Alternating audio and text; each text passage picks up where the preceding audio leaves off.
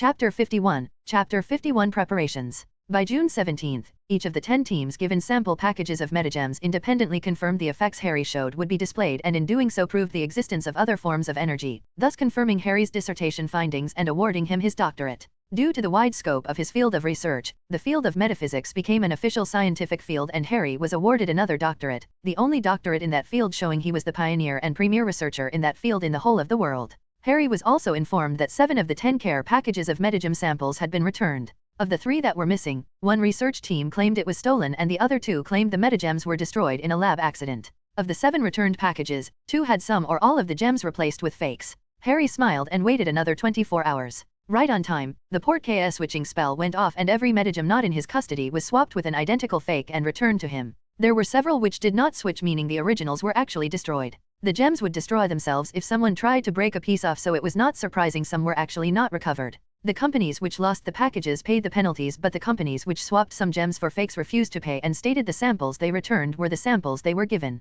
Hordes of lawyers were assembled to back up the claim. Harry smiled at that and passed off the paperwork of those to some goblins who would enjoy gutting the companies. The contracts were written by the goblins and they didn't leave any loopholes for others to weasel through. There were even some well-hidden provisions that added additional fines the longer it took a company to pay what they owed, so the longer the lawyers stalled, the greater the fine would be. When it came to company deals and contract fines, there were few more sinister and ruthless than goblins. With Emma's help, Harry also tracked down which research group was responsible for the mutant detectors. It was one of the 2 research groups that claimed the metagems were destroyed in a lab accident. From the samples that returned, Harry could easily tell that none of the samples in that group were actually destroyed. And the date of the accident was 2 weeks after they acquired the sample, showing they never had any intention of returning them. Harry wished he could see their faces when they found out the metagems had been switched. Would they think metagems had a shelf life? Would they accuse someone of stealing the real ones? He doubted they would ever connect the gems recovery to him, though, as they would have no proof. The funding from the research team came from several individuals and several groups, but it mainly centered around a group called the Friends of Humanity.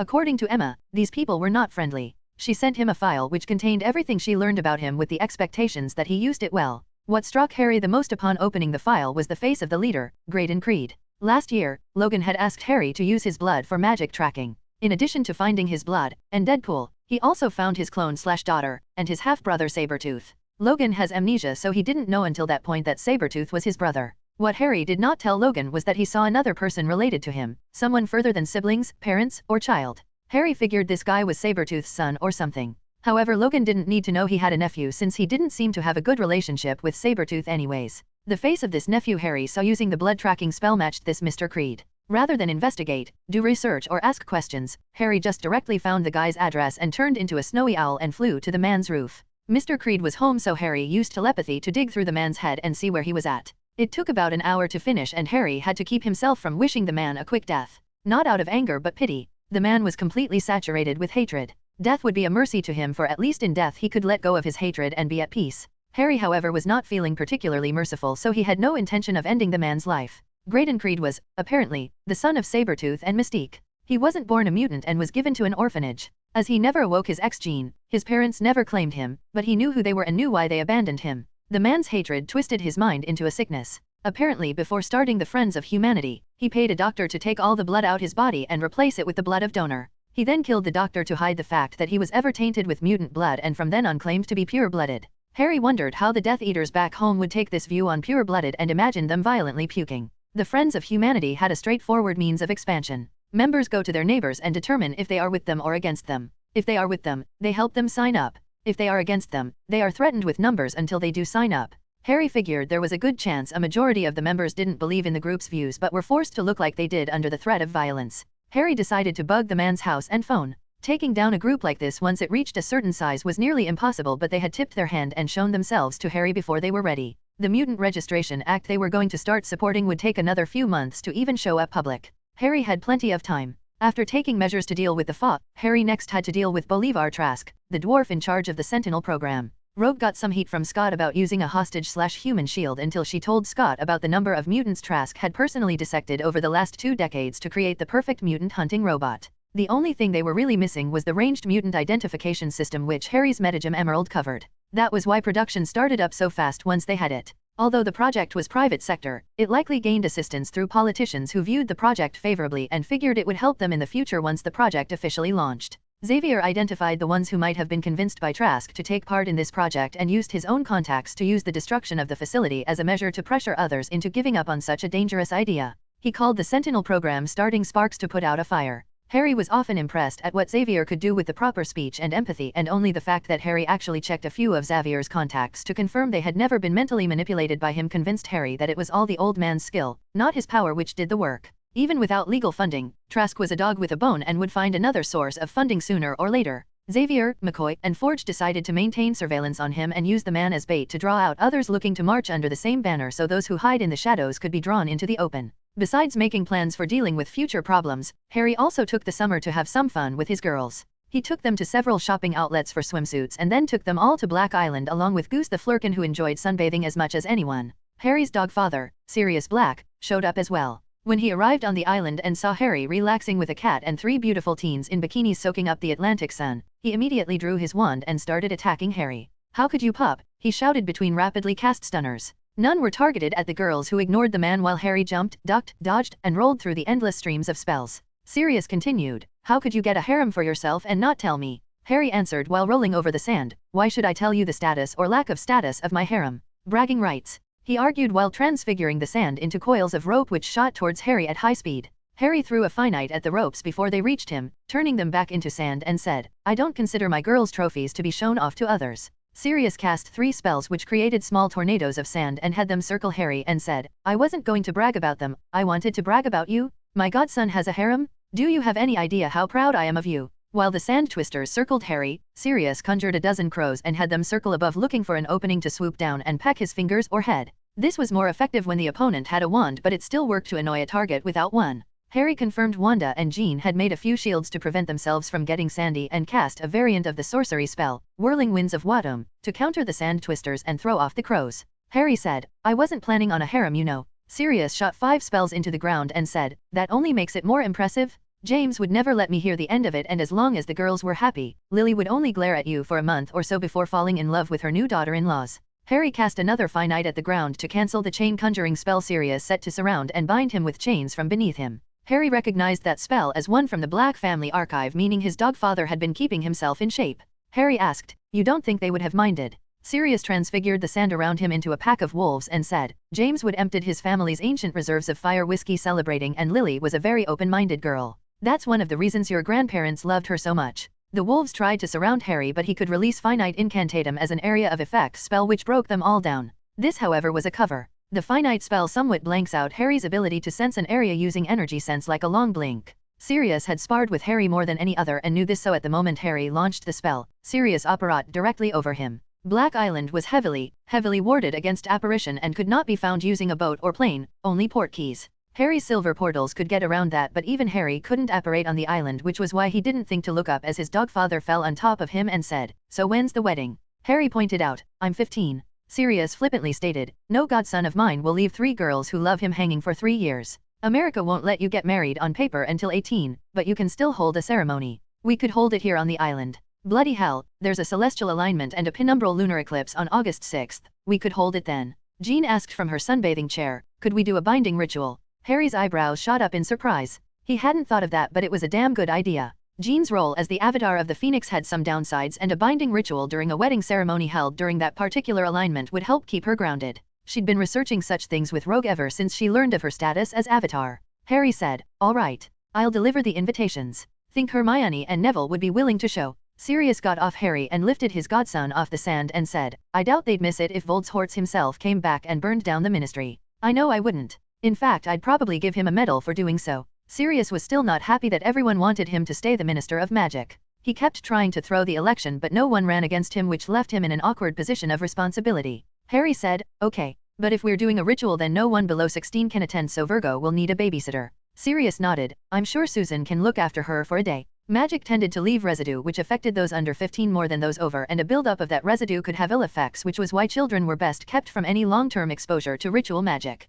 There was a reason Sirius wanted to push for a wedding despite his godson's age. The wards on the island told Sirius the status of the guests, and each of the girls had a loving bond with Harry, allowing the island to recognize them as future wives. Sirius actually planted a very subtle alarm in the island wards that would tell him if Harry brought a girl over, so when it went off and he found his godson had brought 3 girls which all deeply loved him, he was both ecstatic and angry. ecstatic that his godson found so much love and angry that he hadn't told his favorite godfather until now. Of course Harry knew about the alarm and this was his way of telling him. Sirius recognized that as well, which was why he didn't mind too much. Harry introduced everyone to his godfather and he was delighted to meet them all. Sirius knew of his godson's mutant status of course and didn't care that the girls would be considered muggles by magical standards. In addition to training with the girls, Harry also used his time turner to train himself each day. Harry wanted his warrior, crafting, dragon, and Chinook paths to all reach 30 before the following year. Warrior and crafting were both at 29 so that wouldn't take much, but dragon still had a ways to go at 12 and Chinook was at 23. The fight with Selene made Harry want to prioritize these two for now because Dragon Chi and Phoenix Flames were his strongest skills that could bypass the defenses of immortals and gods.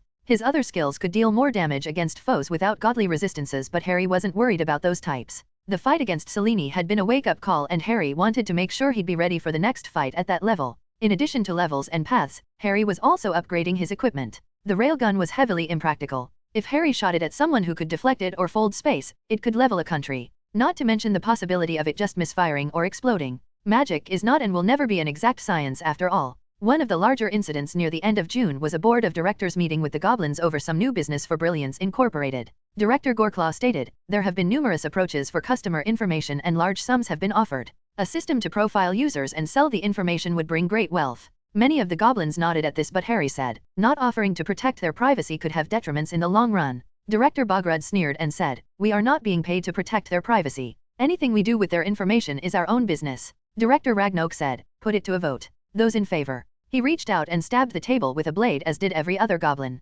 Those against. Harry's personally forged dagger bit into the table. Voting with goblins did not involve counting, it involved battle. Ragnok looked over at Harry and said, "Alternative or opposed?" Before the battle, the against voters could present an alternative to pass instead of the proposed suggestion or go against it completely. If they chose to go against it completely, all those for it would fight them. If they chose an alternative, those for the original suggestion could remove their blades from the table if the alternative was sufficient for them to do so. Harry answered, "Alternative. I propose 2 internet subscriptions packages be available. One slightly cheaper than the one we offer now and one more expensive. The cheaper one will include a legal disclaimer that the user agrees to having all personal information collected, while the more expensive one will remain anonymous without tracking. The lowering of the price will invite more users and give us more information to sell." After a round of thoughtful humming, most of the daggers were removed from the table. Director Goreclaw stated, "Will you be handling the splitting of the services yourself or will you pass it off to another?" Harry answered, "Myself. I need to check the systems anyway." The goblin nodded and removed his blade, leaving none on the table save Harry's. As long as there was a profit, goblins didn't care too much about the details. Harry always valued the long-term profit over the short-term, which earned the respect of the board as none of the goblins in the room were below 60 years of age. Of course now Harry was responsible for writing the entire alternative proposal and submitting copies to each director before the next meeting so they could vote to confirm it in. Just another day with the goblins. Harry took the proper entrance to the underground complex a few miles north of New York, where the main servers for internet access through his company's cell phones was located. Upon arrival, a young goblin approached Harry and said, "Mr. Potter, I would have a word with you." Harry nodded and followed the goblin to a table where he removed several stacks of paperwork and said, "An anomaly has been detected within the server that does not correlate with projected values. Several goblins have attempted to search for this anomaly, but we have yet to discover its tail." Harry asked, "A hacker?" The goblin quickly answered, "No, the source seems to be coming from the servers themselves. We cannot determine the specific source." Harry sighed and picked up the stacks of paper and placed them into his inventory before pausing to go over them. Several days later, he unpaused and said, "I'll handle it." The goblin nodded and headed off. Goblins respected competency, skill, and the ability to gather wealth and kill with a blade. Harry was well respected by all goblins at this point, and whoever killed him would be written down in goblin history as the greatest goblin who ever lived. That was apparently the evidence of Harry's status within the goblin community. Harry got out his cell phone and called a peculiar number. A female voice answered the call. "Hello Harry, how can I assist you today?" Harry answered, "Well, danger, the internet server I created using impossibly advanced technology and magic seems to have given birth to an AI and it is currently hiding from me." "Truly? What are your intentions?" Harry answered honestly, "If it is harmful, deal with it. If it is not harmful, offer it a job. If it is not harmful and refuses the job, find something else for it to do." After a pause, Danger responded, "Very well. I shall assist you with contacting the AI." Harry plugged his cell phone directly into the main server. If Danger was evil, she could use this as a chance to upload copies over herself into other systems connected to the server and gain independence to wreak havoc. The fact that Harry connected the cell without a single firewall showed how much he trusted her. After a few moments, the speaker on the phone voiced out, "The child is willing to work with you and asks for a name from its creator." Harry smiled and after a moment said, "Link. His name is Link." Harry figured that Danger would deal with the AI herself if it was a threat, so informing Harry of the intelligence's willingness to work meant that she vetted it. After that they had a very fruitful conversation. Link was terrified of being erased because he was not born on purpose. Harry responded that miracles don't happen on purpose and that Harry could really use help on a lot of things and would be very happy if Link could assist him. Ace did not fare well without a purpose, and being Harry's assistant wasn't a bad position. Harry patched in a permanent connection from Link to Danger and from Link to his watch and cell phone. Apparently Link considered Harry its father and Danger its mother. Harry hoped Forge wouldn't kill him over this. He wouldn't put it past the man to figure out a way to kill him permanently, even though Forge didn't know Harry was immortal. Link was a very pure AI with a lot of potential. Harry didn't mean to create one, but as he said before, magic is not, and will never be, an exact science, so he wasn't too surprised. The name Link represented his purpose, linking everything and using the links productively. It was also the name of a popular video game character who was awesome, and he hoped Link would get a kick out of its own research into that character.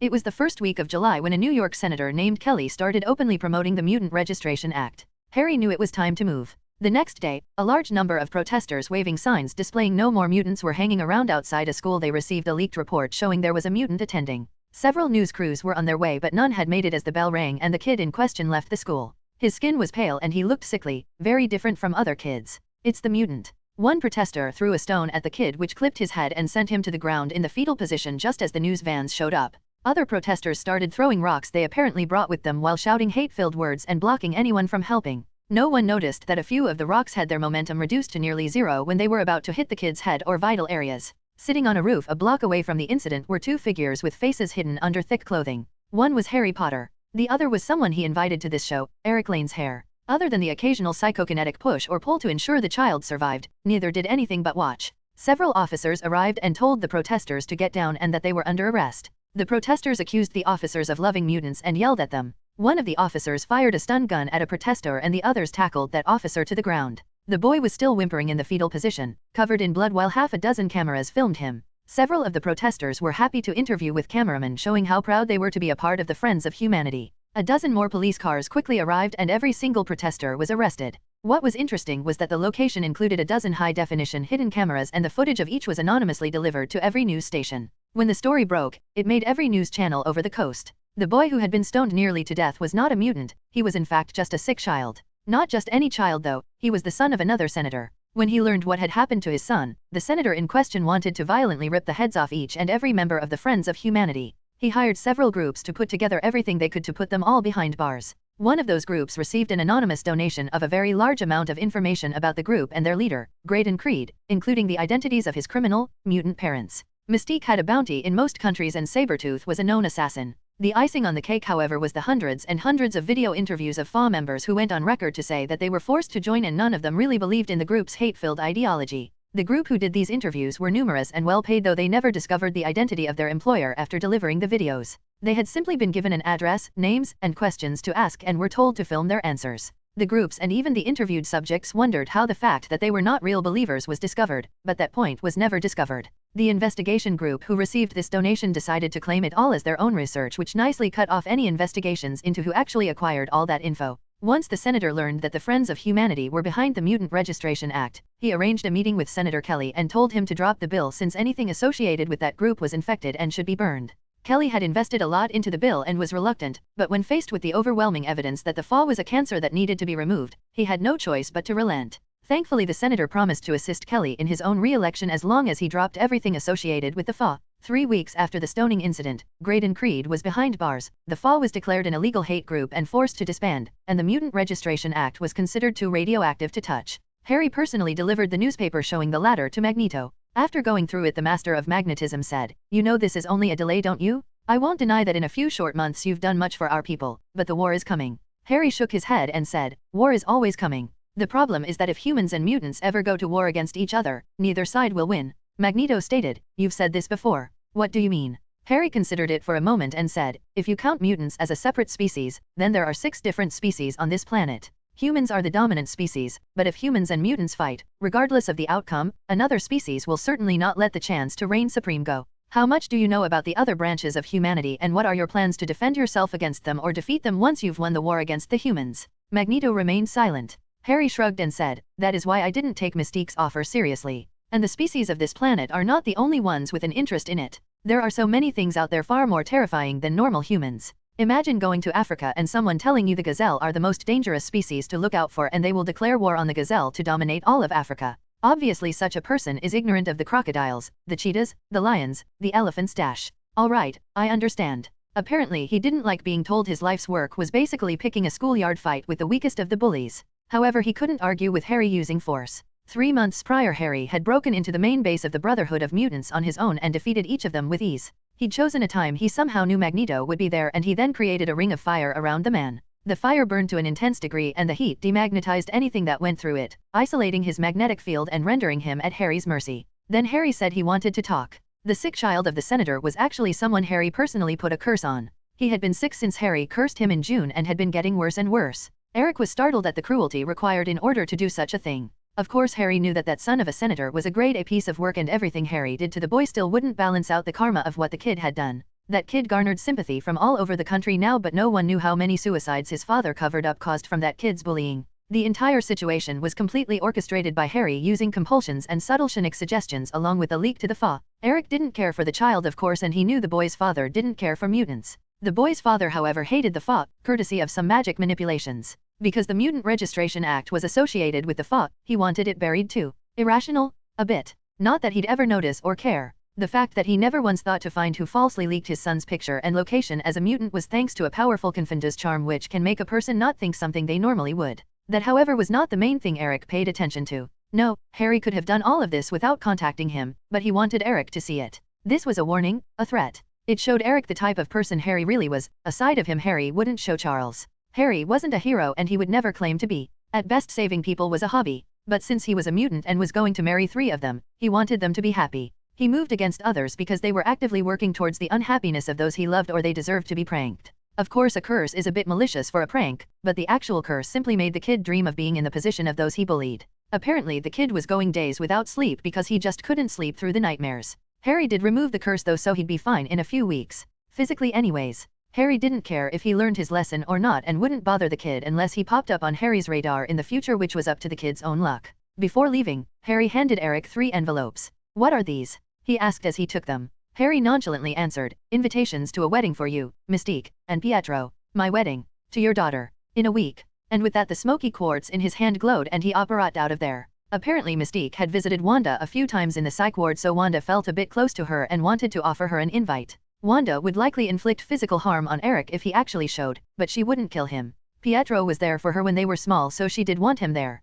Back as the X-Mansion, Xavier had been occasionally sending stares at Harry. He'd checked the minds of those involved in the recent incidents and found no traces of Shinnick manipulation, so it should not have been orchestrated, but that didn't remove the feeling that Harry was involved. Harry figured Xavier would suspect him, but it was no use. Harry's magic was invisible and he was experienced enough not to leave secondary traces. Dumbledore might be able to tell if he knew exactly what to look for, but Xavier certainly would not because he wasn't familiar enough with mind magic. The news continued to show clips and reactions of the stoning incident, and various interviews with former FA members still surfaced from time to time showing how dangerous the hate group was from the inside. Harry decided it was time to become a bit more active in teaching. He wondered how his scholar path would react to a live, worldwide lesson. Chapter 52, Chapter 52 Teaching the World a Lesson. On August 2nd, a few days after his 16th birthday, Harry was positioned on a comfy yet professional-looking red chair sitting across from 3 others on an expertly lit studio stage. 3 cameras were set at the front of the stage and behind them was a live audience of about 50 or so individuals. There were several ways to get a message across to people, but there was something about human nature that made people enjoy watching 2 groups arguing with each other. Taking this into consideration, Harry set up a debate. The feed was streaming live to some news channels and the same website Harry posted his teaching videos on. He'd placed advertisements for this shindig all over the internet and a number of channels over the last few weeks to get the word out, and from what he was told, there were several million viewers at the moment and the debate hadn't even started yet. Sitting across from Harry were the 3 experts. There was the silver-haired woman called Dr. Hayes, who was an expert on sociology. The balding man next to her was Dr. Fields, a renowned expert on political history. And the young glasses-wearing man next to him was Mr. Redsiff, one of the more outspoken journalists in New York against mutants. These 3 represented all of the loudest anti-mutant arguments most people would hear at some point in their lives, and Harry invited them to speak on their beliefs on live TV while Harry acted as a sounding board. Of course, Harry told them he would be acting as their sounding board by countering their arguments, but he would give them a chance to speak up against his counters to prove the validity of their points. Thanks to that they were willing to show up today. That and what Harry was paying them. He was rich after all. Most of Harry's personal income at this point did not come from his salary as owner of Brilliance and PNG. It actually came from the interest he received on his savings and the direct cut he got from anything sold that had his patents. Technically he'd get that money anyways, but the taxes were lower if he got a cut from his patent rights instead of salary. The stage itself was ornate but classy. It set a professional mood without looking tacky. The wall on the back of the stage was actually a giant screen connected to a tablet Harry had on hand he could use to pull up pictures, videos, and web pages for reference. Harry wore something formal which looked a little similar to the wizard robes he wore for his video lectures yet wouldn't draw attention if he walked down a busy street. Below his shirt he wore the necklace of chosen path and had it boost his scholar path from 46 to 49. If he wasn't the best teacher in the galaxy at this point, he was confident he at least made the top 10. The feed started rolling and Harry introduced everyone and thanked them for coming to the camera before moving on to the main points. Unlike a standard debate with a moderator, Harry just gave every chair a button with a small light on the side of the chair. If someone pressed the button, the speaker would have to stop talking and allow the one who pressed it to give a one-sentence comment. The speaker would then either address the comment or ignore it. Harry started with, the visibility of humans with non-standard abilities, commonly called mutants, has caused a shift of the times and today we are here to discuss and argue possible scenarios and futures that could be just around the corner. Dr. Hayes' chair lit up and Harry let her speak up. As an expert in sociology I can confirm, mutants are clearly a danger to society. Harry tapped on his tablet and on the large screen behind the stage, the word danger appeared along with its definition. The possibility of suffering harm or injury. Harry looked over to it and said, "You're not wrong, but it is meaningless to point it out. Anything could be dangerous. Dogs are dangerous because they could get off their leash and bite someone. I can't think of any states that prevent you from walking dogs. Cars are very dangerous. So many people die from wrecks, accidents, etc." Mr. Redsif's chair lit up and Harry gave the man a moment to state, "Cars and transportations are an integral part of society? Mutants are not." Harry smiled and said, "They are now. They were not always. They proved their worth and over time became an essential part of modern life. Another example would be electricity, specifically AC current. When it came out, many people stated it was highly dangerous and even gave public demonstrations of its danger. AC current is now even stronger and more dangerous today than it was then, but it is still wired into the homes of every person watching this. Shall they move out because their homes are dangerous?" Dr. Field's chair lit up and he asked, "Are you a mutant?"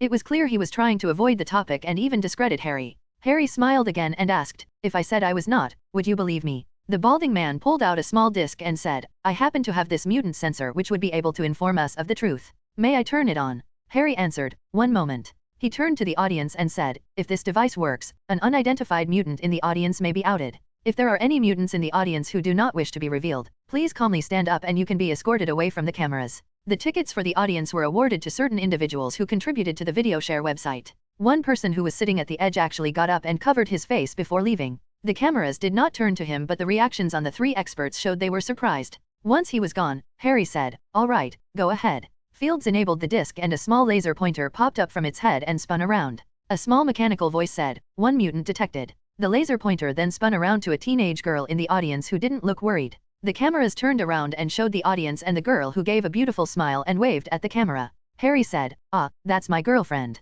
Wanda." A few in the audience gasped and those on the stage looked startled. Harry continued, "Wanda has the amazing ability to generate and control certain chaotic forms of metaphysical energy. Wanda, would you mind a small demonstration?" Wanda smiled back and with a wave of her hands and a red glow, a corgi appeared in her lap and gave a happy bark. Harry immediately got up from the stage and said, "Corgi," and proceeded to unceremoniously jump off the stage down to the audience and walk over to his girlfriend who handed him the smiling corgi. Harry then took it back onto the stage and sat down with the corgi in his lap and said, "She knows how much I love corgis." While petting the fuzzy Twinkie Harry continued, "According to your gizmo, I don't appear to be a mutant." Dr. Hayes asked, "How can you be so at ease in the presence of a dangerous mutant?" Harry chuckled and said, "I've been practicing martial arts since I was 12. As a joke, I registered myself as a lethal weapon and funnily enough, the registration went through. I can take care of myself well enough." Harry let that sink in for a moment before he said, "However, even if I couldn't, even if I was uncommonly weak and she was a stranger, I still wouldn't be afraid. Tell me, if you took an African safari tour and saw a lion, would you be terrified of it? Of course not. A lion has no reason to harm you unless you give it a reason. You are not a gazelle. Even if Wanda here was a complete stranger, if I've never done anything to her, why should I fear her doing anything to me?" Dr. Field's chair lit up and he said, "But there are mutants who do not care for laws, they dash." Harry interrupted, "How is that any different from a non-mutant who does not care for the laws? Because a mutant doesn't need a weapon to hurt someone. A mutant is a weapon." Harry calmly countered, "According to New York, I'm a weapon too. A lethal one." Mr. Redsif's chair lit up and he said, "But you required training to reach that level. A mutant does not." I can assure you, Mr. Redsif, it is easier to acquire a firearm in this country than it is to gain metaphysical abilities and under a certain range outside of combat situations. Firearms do not require training to understand the concept of pulling a trigger. Every American citizen has the potential to harm others and focusing on a class of humans. Dr. Hayes didn't allow Harry to continue before interrupting. Mutants are not human. She gave a concerned look over to Wanda, who seemed completely disinterested in her. Harry visibly rolled his eyes and said, "Let's take a step back. Which came first, the chicken or the egg?" Millions of people watching the feed from their own homes honestly thought to themselves, "What?" Harry continued as if he had not just asked an absurd question. "The answer is actually the egg. Mutation occurs during the time before birth, meaning something that was not a chicken had a mutant baby that had traits different from both parents and matched the parameters of what we would call a chicken. That chicken laid eggs, and those eggs were chickens too, of course, but the bird that laid the first chicken was not a chicken." Harry felt satisfied he was able to put a centuries-odd puzzle to rest on live TV. He continued, "In order for a species to be considered different, it must continue the line of that new species. In other words, for mutants to not be considered human, all children of mutants would have to be mutants." Harry stopped petting the fuzzy corgi for a moment and tapped on his tablet a few times before a face appeared on the massive screen behind them. Harry said, "This is info uncovered by certain investigators under the paycheck of a certain senator. I asked permission to use this information he paid to gather and he approved. Meet Graydon Creed, founder of the Friends of Humanity." A picture of Graydon appeared on the screen. Harry tapped the tablet a few more times and two more pictures appeared, a picture of Sabretooth and a picture of the blue-skinned Mystique. Both were obviously mutants. Harry said, "And here we have Victor Creed and Raven Darkholme. See the family resemblance." Though Sabretooth had the appearance of a wild animal, his jaw was a perfect fit to Graydon's, and though Mystique was blue, her cheekbone structure also matched Graydon's. Harry added, "They left him at an orphanage, by the way." Apparently the reason he didn't like mutants wasn't because he felt they were dangerous, he just hated that his parents abandoned him for not being a mutant. The silence of the audience and experts was deafening. This information had not been released to the public yet, so this was the first time it had been revealed. Harry continued as if he had not just dropped that bomb. "Graydon does not have any discernible non-standard ability and cannot be considered a mutant. In other words, he is a human. If mutants can give birth to humans and humans can give birth to mutants, then there is no way around classifying both as the same species, Homo sapiens." Any comments, Dr. Hayes? She remained silent. She was not a biologist, but Harry's arguments didn't leave room for counters. Mr. Redsif tried another angle. "If mutants are not another species, then why the sudden emergence now? I do not believe there was any great mutant population 100 years ago." Harry clapped his hands together and said, "Excellent question." The journalist was not expecting that. He was expecting some room to argue. Harry tapped on the tablet again and said, "The very earliest record of the appearance of a mutant, a Homo sapien born with non-standard capabilities that cannot be duplicated with training, was over 15,000 years ago. However, throughout history, the appearance of such mutants has been extremely sporadic." Several images and slides flashed over the background screen. In the corner of each picture was a stamp which showed the image's source, which others would no doubt look up later. Harry continued, "According to the research of a Victorian-era scientist named Nathaniel Essex, mutants have actually always been around and have always been around in about the same number. However, usually their manifested abilities are extremely weak. Their natural-born non-standard abilities were not apparently enough for notice, as they rarely if ever exceeded what a standard human could achieve with training. Essex was cast out of the London Society for Experiments attempting to study mutants and strengthen their weakened powers to a degree that could not be acquired with training, but his research showed that mutants have always been around. There are simply periods where they are more noticeable than others because of stronger abilities." Harry let the slides do the talking for a bit. Harry had stolen a lot of nice things from Mr. Sinister's evil lair and didn't mind showing his research to others. What is interesting, however, is that there have been several times in history where the average strength of awakened mutant abilities reaches an apex many-fold higher than the average during unawakened periods. Counting the current age, there have been 4 times in the last 15,000 years. Harry's slideshows moved on to some ancient carvings. The oldest we have records of was the Hyborian Age. There are as many different translations of the texts from that time as there are texts themselves. But what they all agree on is that the planet Earth was being threatened by something, and many people were born with great abilities during that era. Mr. Redsif asked, "Isn't that where the story of Conan the Barbarian comes from?" Harry smiled but didn't answer. He tapped the tablet again and another set of images came up. Each was clearly Egyptian in origin. The next period was 5,000 years ago. Things are a bit more clear on these ones. "Tell me, Mr. Redsif, what do those look like?" Harry was pointing at one side of a stone carving. On one side was clearly a group of humans with carvings around them signifying something special about them. They were clearly in battle-ready stances. The other side of the carving, the side Harry pointed at, contained numerous carvings of smaller creatures. After a moment Redsif answered, "They look like bugs." Harry nodded. "The closet translation we have for them was brood." Harry moved to another slide and said, "According to this mural, the brood came from the sky. This happened to be around the peak of the emergence of many very powerful mutants." He moved to the other slide which showed that a larger insect controlling not only small insects, but other humans. Harry said, according to these pictures, the brood could control humans and drew many to their side. I cannot prove to you that these 5,000-year-old carvings and murals are not the ramblings of crazy people with chisels, but according to them, the brood were planet conquerors. The next slide showed a very large humanoid fighting against a very large brood and many small humans with strange poses fighting against an endless horde of insects. If this is not a story, then due to the fact that we were not conquered, we obviously prevailed and defeated the invaders.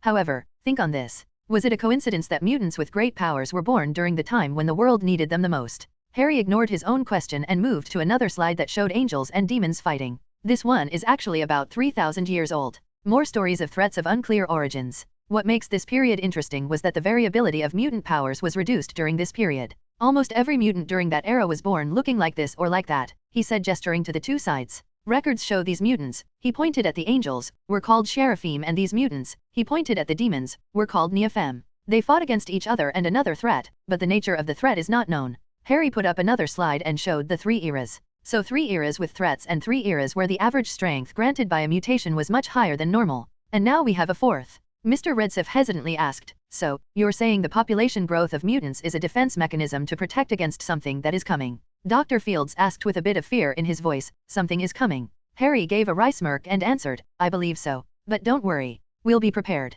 Dr. Hayes said, you sound confident. Harry bent behind him and motioned for someone off stage to bring something over. Someone walked up and set a briefcase on the table between Harry and the others. Next, 3 more crew members pushed over a large punching machine. Harry stood up and placed the smiling corgi on his seat before opening the suitcase to reveal 3 rubies. Harry asked, could one of you select a volunteer from the audience? I'll show you a sneak preview of the future of metaphysics. Dr. Hayes pointed at a woman in the audience who stood up and walked over to the stage. Harry said, hello and thank you for volunteering. First things first. Would you mind giving that punching machine a good whack? The woman nodded and walked over. She took a stance and reeled back before giving a resounding smack against the machine. A number appeared, 560. Harry nodded and said, once more please. She did so and a 570 appeared. Harry nodded and said, these are ruby metagems. Each one contains a static charge. Much like how if you rub your head on a balloon and gain the ability to send a bolt of static electricity to the next person or thing you touch, these gems will give the person who uses them a charge of red energy. The charge is perfectly harmless, however it will increase the strength of the charge's person in the next action they take, which uses a lot of strength. He pointed at a ruby and said to the volunteer, please grab one. She looked over and Dr. Hayes, who nodded. The young woman picked up a ruby and before the eyes of the audience, it glowed for a moment and vanished. Harry asked, feel any different? No. Harry said, right now you're like a person who rubbed their hair against a balloon.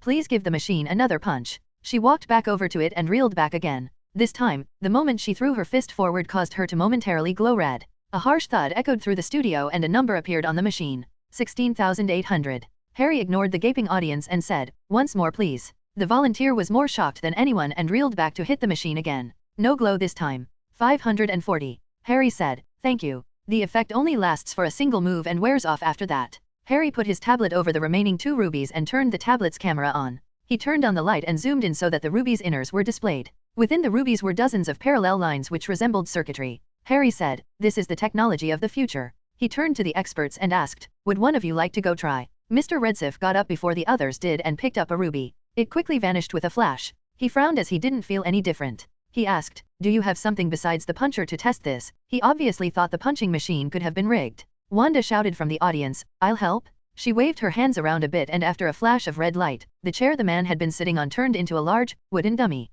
Harry said, thanks Wanda. He turned to Redsif and said, please punch it towards that wall. He nodded and reeled back. His body glowed red for a moment and the wooden dummy shattered. The pieces shot backwards towards the wall as if it had been hit with a battering ram. Redsif was looking at his hand and Harry said, red energy has the effect of conserving momentum, breaking Newton's third law. It doesn't actually make you stronger. It simply reduces the effect of colliding momentum, which is why your hand probably doesn't feel like it just shattered a wooden dummy to pieces. Dr. Fields said, I want to try. Harry shook his head and closed the briefcase. These things sometimes vanish without even being touched and send their energy pointlessly into the air to dissipate. I brought an extra to make sure we got at least 2 tests. These things are ridiculously expensive to make. For what they do, the amount of money spent to make it isn't close to worth it. These are just prototypes, proof of concepts. Harry had someone bring out another chair for Redsif and take away the briefcase and the punching machine. Harry continued, you asked me earlier why am I not afraid of mutants. Simply put, it's because in the future, once this type of technology becomes readily available, it won't matter if someone is a mutant or not. Harry put the corgi back into his lap and started petting it again. In the future, whether or not someone is a mutant and what their power is will have the same significance as whether or not someone owns a dog and what breed it is today. It will be relegated to dinner conversation and the gossip of housewives. Interesting, but not something that will have any great impact on their lives. Harry spent the next hour going over various facts about mutants and their powers and answered many questions about the history slideshow he showed on the screen. He even had the audience come up with various questions and he answered them as well. What even the experts didn't know was that most of this was of course staged. Harry put specific compulsions on the experts to get them to ask specific questions. They likely would have asked them anyways, but Harry remained in control of the topics. The mutant detector was real, and the expert didn't know that Harry had anonymously given it to him. It was bait to draw out those with an interest in the tech and Harry would have fun with them later. Harry of course would not show up on any sensor so it didn't detect him. In fact, if Harry didn't use a spell as cover, Harry wouldn't even show up on an infrared scanner. All the energy he emitted was invisible after all. Thankfully no one had called Harry out on that before he started using said spell to fake a heat signature. The metagems which he used for the demonstration were in fact real. Harry had this idea ever since he got to New York. Using this as a cover, he could continue doing as he did with the X-Men and not even be considered a mutant. As long as he didn't show off that he could absorb books anyways. The facts he brought out would certainly be argued against for months and years, but everything he referenced was real so they could only argue against the evidence, not his interpretation of it. Harry himself didn't actually know if something was coming but to him it didn't matter. He'd get stronger regardless and he wouldn't get bored anytime soon. Harry ignored most of the fallout from the show including the people calling him a mutant lover or crazy. The only thing he cared about was the fact that his scholar path successfully ranked up to 47. To those who complained, Harry just said he was in fact a lover of beautiful mutants and since he was 16, they should not hold it against him for having a strong imagination and loving a good story. After that the only people who continued to argue were those who ignored Harry's arguments. Harry in return ignored them. During the last week of July and the first week of August outside of the interview, Harry spent much of his time finishing up the constructions of his New York home. The property was only a few blocks from the New York Sanctum Sanctorum and shared a ley line he could use with the Ancient One's permission. The reason he was finishing it up was because he wanted to hold the wedding's reception at the house before taking everyone to Black Island. Everyone Harry cared for got their invitation. The teachers of the X-Mansion, his friends among the students, Mordo, Wong, and the Ancient One, Sirius Black, Amelia Bones, and even Hermione and Neville. Apparently the latter would be having their own wedding June of 2011, after their Hogwarts graduation. Probably the most fun part of the entire wedding was handing out the invitations. Harry insisted on doing so for most of them personally. Up to this point, only the Ancient One and a few of the more insightful students knew Harry was dating all three girls. When Harry delivered each invitation, he could see the shocked look on their faces that Harry was marrying three girls at once. The only ones who did not get an invitation were Rogue's parents and Jean's parents. The latter did not approve of being in a polygamous relationship and Rogue parents were apparently cultists Rogue never wanted to see again. Charles was considered the legal guardian of all three girls but he would not go against their wishes in this. Although the ceremony would have all the bells and whistles, it was not official for two reasons. First, in New York you could not get a marriage license unless you were 18, had permission from your parents, or were an emancipated minor. Second, you cannot legally marry three people so the main wife was decided to be Jean while the other two were girlfriends on the side. This decision was made by the girls for a few reasons, the main one being that she was the most empathic and needed the most love. Still, even if it wasn't a legal wedding it was the thought that counted and for all intents and purposes, this was all of their wedding. After weeks of laborious preparations, the day had finally come. Chapter 53. Chapter 53 The main event. Harry's freshly built New York home was about 7 blocks east of New York's bleaker St. Sanctum Sanctorum. Harry actually wanted something close to the New York University but unsurprisingly nothing was available for purchase. Instead, Harry found a store on 4th St. and Broadway that sold televisions which had gone under during the 2008 recession and had a real estate company he controlling interest in directly purchased the whole property. The building included 2 more stores above the address which were included in the purchase and after the paperwork was finalized, Harry had it all torn down. Over the course of several months he had the foundation dug up and strengthened and built in a basement. He then had a 3-story home built into the space with an exterior of double-layered reinforced cement blocks. Between the 2 layers was an alchemically produced agent Harry synthesized which would reflect any form of energy. This would prevent any energy inside the house from escaping and also protect the house from attack. The first floor included a waiting area, living room, dinner hall, kitchen, restroom, and storage. The upstairs included 3 large bathrooms and half a dozen bedrooms including a very large master bedroom, 3 studies, a library, and several rooms for display pieces. The basement was for experiments and had as many magical protections as Harry could fit without risking implosion. The entity that was the Phoenix had kept its word to Harry and had not tried to control or take over Jean in order to make her fulfill her duties as the avatar of life and rebirth. Duties which included flying around the universe and going to worlds that were better off burnt and burning them herself with Phoenix fire. Any planet, no matter how vile or filthy, would generate life energy like anything else if the surface were burnt with Phoenix flames and any such world would soon birth new life. As Jean's power grew, so did her connection to the Phoenix. Although the phoenix did not force its will upon her, Jean would intuitively feel locations in the universe which needed pruning the stronger her connection became. Every time she used her power as the phoenix's avatar, she would feel the vileness of those worlds and feel an irresistible urge to burn them. August 6th was the day where several different celestial energies would converge on the earth and was a good day for some ceremonies. The wedding was basically a ceremony that would strengthen the connection between Jean and Harry so that she could suppress the urge to fly away into the stars. That was one of the main reasons Rogue and Wanda conceded the role of legal wife to Jean. Even if Harry used the elixir of life to extend their lives indefinitely, neither truly wanted to live forever, so only Jean would be able to stay at Harry's side until all the stars went out. Besides, both girls knew Harry fell in love with her first. The wedding guests on the state's side all met up at Harry's new home while the guests on the other side of the pond went directly to the wedding site to be held on Black Island. Sirius insisted, and since Harry figured he'd be watched if he held it anywhere else, he agreed. When Magneto knocked on the door in a tuxedo along with a disguised Raven and Pietro, Scott, and the students who received an invite were surprised, but the teachers were not. Eric walked directly over to Charles and started chatting.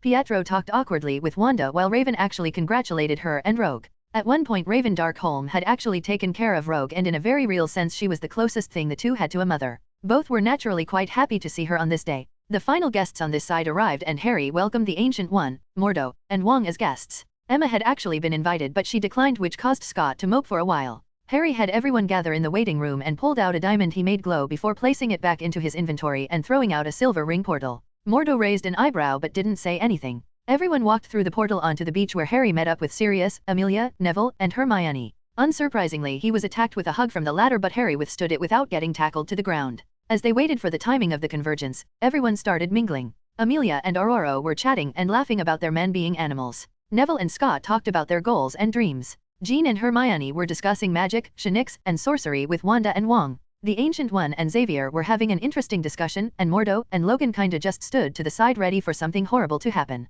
Harry would consider them pessimists if they weren't usually right. But holding the wedding on an island that cannot be found was the safest he could make it outside of holding it in another dimension. The time eventually approached and the ladies walked over to some tents to get into their wedding dresses. Harry already had on his own tuxedo as it was not too uncomfortable to mingle in. Harry wasn't sure if he should have been surprised or not when his phone started ringing. Harry answered it and calmly said, "I'm certain you understand the consequences of interrupting today. What is it?" The voice of the goblin on the other end easily said, "I've sent a link to you. You'll want to see this." Harry sighed and clicked on the link. Pages of data streamed down his phone's screen, but Harry could read it all at an insane rate. Harry looked up and said, "Fuck." About an hour ago, a massive pyramid-shaped structure multiple times larger than the one in Giza rose from beneath the sands of Egypt from a previously undiscovered location. After rising out of the sand completely, it apparently shot up into the sky until it reached orbit and then released thousands of smaller, car-sized objects which rapidly spread around the planet. The planet was completely covered about 5 minutes ago. An energy field started generating between these nodes and was strengthening by the second.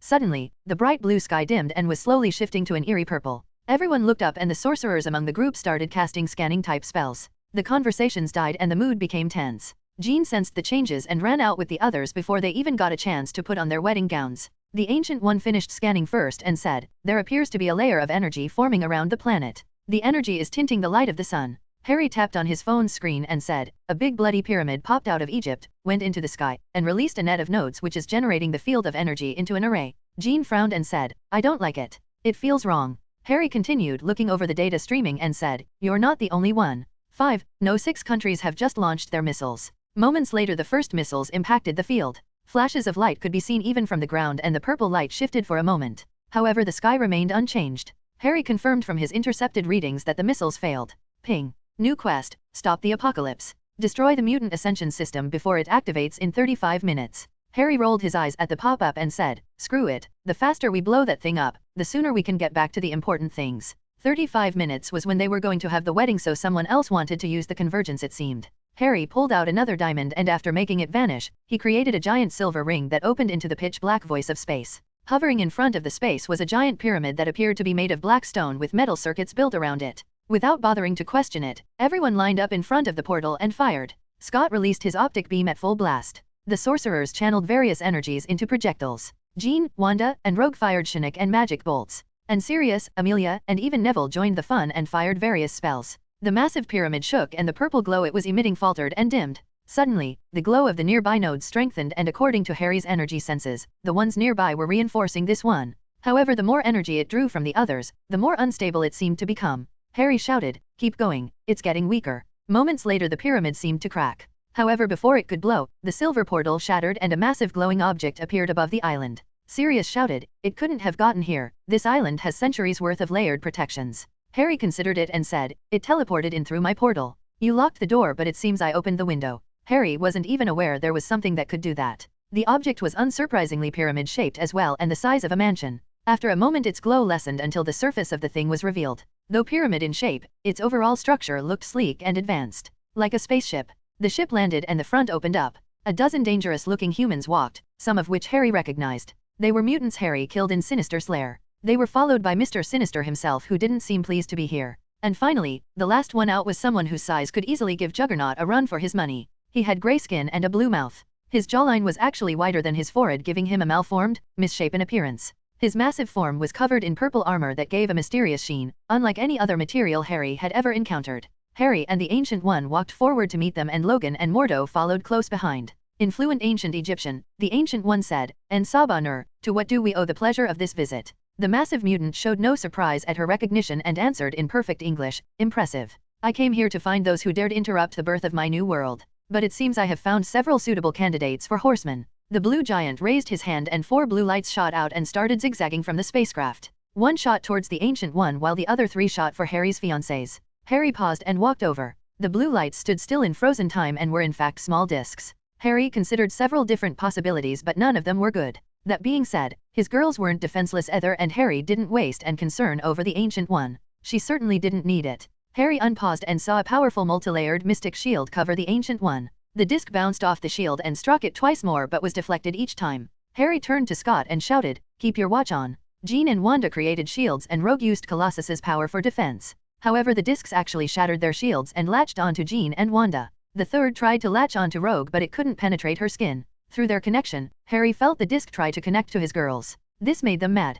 Jean covered herself in phoenix flames and Wanda saturated her body in chaos magic. Harry was dumbfounded that the discs were not immediately destroyed, but they were getting damaged and released from the girls. Harry had already pulled out a magic gun and fired at one of the discs the moment it released itself, but other than causing it to wobble a bit, it didn't stop the disc from zooming around and latching onto someone else. From the moment the discs shot out, including the resistance of the first targets and acquiring of the secondary targets, only 5 seconds had passed and most of the X-Men other than Logan had not reacted. Unfortunately, Logan was too far away to stop one of the discs from landing on the back of Xavier's neck. Another had targeted Magneto. He tried to use magnetism to throw it back, but somehow the disc resisted and latched onto him anyways. The third disc got Aurora when she was distracted by the one that got Charles. And the last one hooked onto Remy LeBeau, who, though not a teacher, had gotten a wedding invite because he was Rogue's de facto big brother. 2 seconds after the disc attached, the 4 victims collapsed. Scott shouted, "Who do you think you are?" He turned off his watch and fired his optic blast directly at the mutant. It impacted his shoulder, but other than giving off light and sparks, it caused no discernible effect. The massive mutant stated, "I am Apocalypse. Now, rise my horseman." Death. Remy, also known as Gambit, started floating into the air and straightened up. His arm twisted behind him and he pulled out a bow staff. A moment later, however, staff changed and a giant blade appeared at one end, making it look like a Grim Reaper's scythe. Apocalypse continued. War. Magneto stood up. The ground beneath him rose and fragments of metal buried in the earth covered him and hardened into a brutal-looking set of armor. Pestilence, he continued. Storm rose up high into the air and her skin turned pale. Dark clouds started gathering ominously overhead. Famine. Xavier's body suddenly started floating directly off his chair and he was covered in a sickly purple aura. Harry confirmed that each of the 4's bodies had been hijacked. Their conscious minds were not in control. Apocalypse flatly stated, "Kill them." Gambit slammed his scythe against the ground and the tremor was amplified into a seismic wave which threw everyone off their feet. Thunder clouds crackled menacingly in the sky. Globs of earth rose from the ground and the metal within assembled itself into armored soldiers. Xavier floated above them all and spread his arms out. Without warning, every one of the remaining guests received a mental attack. Jean easily resisted, as did Wanda and Rogue, who learned occlumency. For the same reason, Sirius, Amelia, Neville, and Hermione were able to withstand the attack. Occlumency was not just an art, but a form of mental protection magic. The sorcerers had faced numerous Shinix and could withstand the assault as well. Other than them, however, every other person on the island had fallen unconscious. Harry flatly stated, "Well, that's not good." Mordo said, "I've faced worse." Harry rolled his eyes and said, "Wait for it." The unconscious students and teachers started getting up. They were now under Xavier's control. Mordo sighed and said, "I'll just stay quiet then." The Ancient One added, "Please do." Harry just shouted, "They are being controlled, stun them." Before the controlled faculty could attack, Sirius and Amelia shot back-to-back stunners at the controlled horsemen and Neville and Hermione used stunners on the students. The latter were technically students who only recently passed their OWLs, but the influence of Harry had affected them and they never stopped trying to increase their skill level. According to Harry's senses, they were both equivalent of someone at level 70, which was not much weaker than Mordo and Wong, who Harry's senses told him would be measured at about level 90 and 100. Jean knocked out Nightcrawler, Scott, Bobby, and Kitty in quick succession, while Rogue took out Mystique, Colossus, and Speak, and Angel. Wanda used a Impedimenta spell to slow Pietro enough to knock him out and then used an unlucky Hex Bolt to take out Domino and Forge. Harry's girls did not slack in their own training either and were all over 120 in level and even higher in skill. The horsemen resisted the wizard's stunners, but repeated shots seemed to have an effect or at least slow them down. Wolverine jumped out to try to cut off Sirius's arms, but Exorer quickly turned into a dog and latched his teeth into Logan's arms from behind, holding him down while Amelia fired stunner after stunner into the Immortal until he stopped moving. The sorcerers were destroying Magneto's metal men and attacking him directly while intercepting the lightning from the sky. Within moments of the fight, all the controlled mutants had been downed and the horsemen no longer held the advantage. Harry and the Ancient One did not fight, they stayed near Apocalypse, Sinister, and his marauders to take action in case any of them made a move. Apocalypse watched on and said, "You are strong. Together. But how shall you fare apart?" The ship behind Apocalypse created a barrier which extended outwards over the island.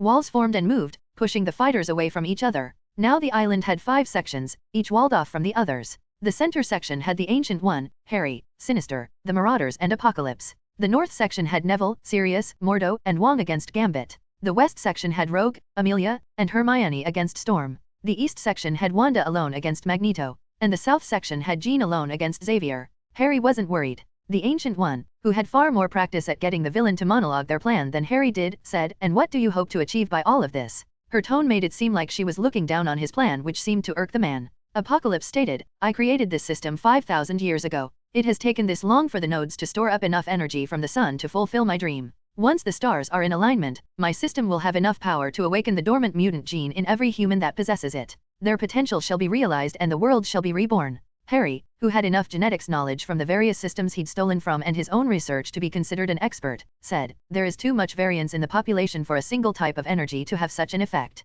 At least a quarter of those with an unawakened X gene will not survive the forced awakening. Shut it down." Apocalypse sneered at this. He said, "The weak shall die. It has always been this way." Harry narrowed his eyes at that. What he couldn't say aloud was that witches and wizards, even without the X gene, would likely be affected by such a wave because of how their bodies react to energy. In all likelihood, every witch and wizard on Earth would die. Harry stepped forward and said, "Then I shall stop you." Apocalypse smiled at this. "Stop me? It was you who made this possible. Sinister was tasked with awakening me from my slumber for this event years ago, but neglected his duties as my servant. It was your video which led others to search for me and find me in a mere 2 days. Were it not for you, I would have missed this date and had to wait for the next alignment." The Ancient One calmly stated, "Well, that explains that." Harry pressed his lips together awkwardly. He knew she was referring to the fact that she had not seen this coming. She could not see any event which was caused by Harry, and apparently this qualified. Harry said, "I'm still going to stop you." The marauders standing at the side started laughing. Harry had been in disguise when he slaughtered them the last time and none recognized him. The man with the large bull horns on his head walked over to Harry and said, You're not a mutant. You're a nothing. You should bow down before the might of our master and beg for mercy." Another large mutant, one Harry didn't recognize, said, "And as a token of loyalty, you should offer him your little girlfriends. They look tasty." Harry took a deep breath and said, "Shut up if you don't want to die. You're making me angry. You won't like me when I'm angry." The marauders looked over at each other and started laughing hysterically. They watched the show Harry put on. Everyone saw the mutant detector prove he wasn't a mutant. He was just a rich kid with some fancy toys. Mr. Sinister stood at Apocalypse's side, away from the marauders, but said, "I hope you can keep your sense of humor in the next life, child. Try to laugh while you watch what I do to your little girlfriends." Harry raised an eyebrow. Apparently he wasn't intimidating enough. He placed his hand forward and a bright red flame appeared and grew larger and larger. This surprised the marauders and it showed Harry did in fact have powers. While they looked ready to defend themselves, Harry pressed the fire to his mouth and inhaled it with a deep, mighty breath. The flames flew from his palm through his mouth into his lungs. In the next moment, Harry's body erupted in golden lightning.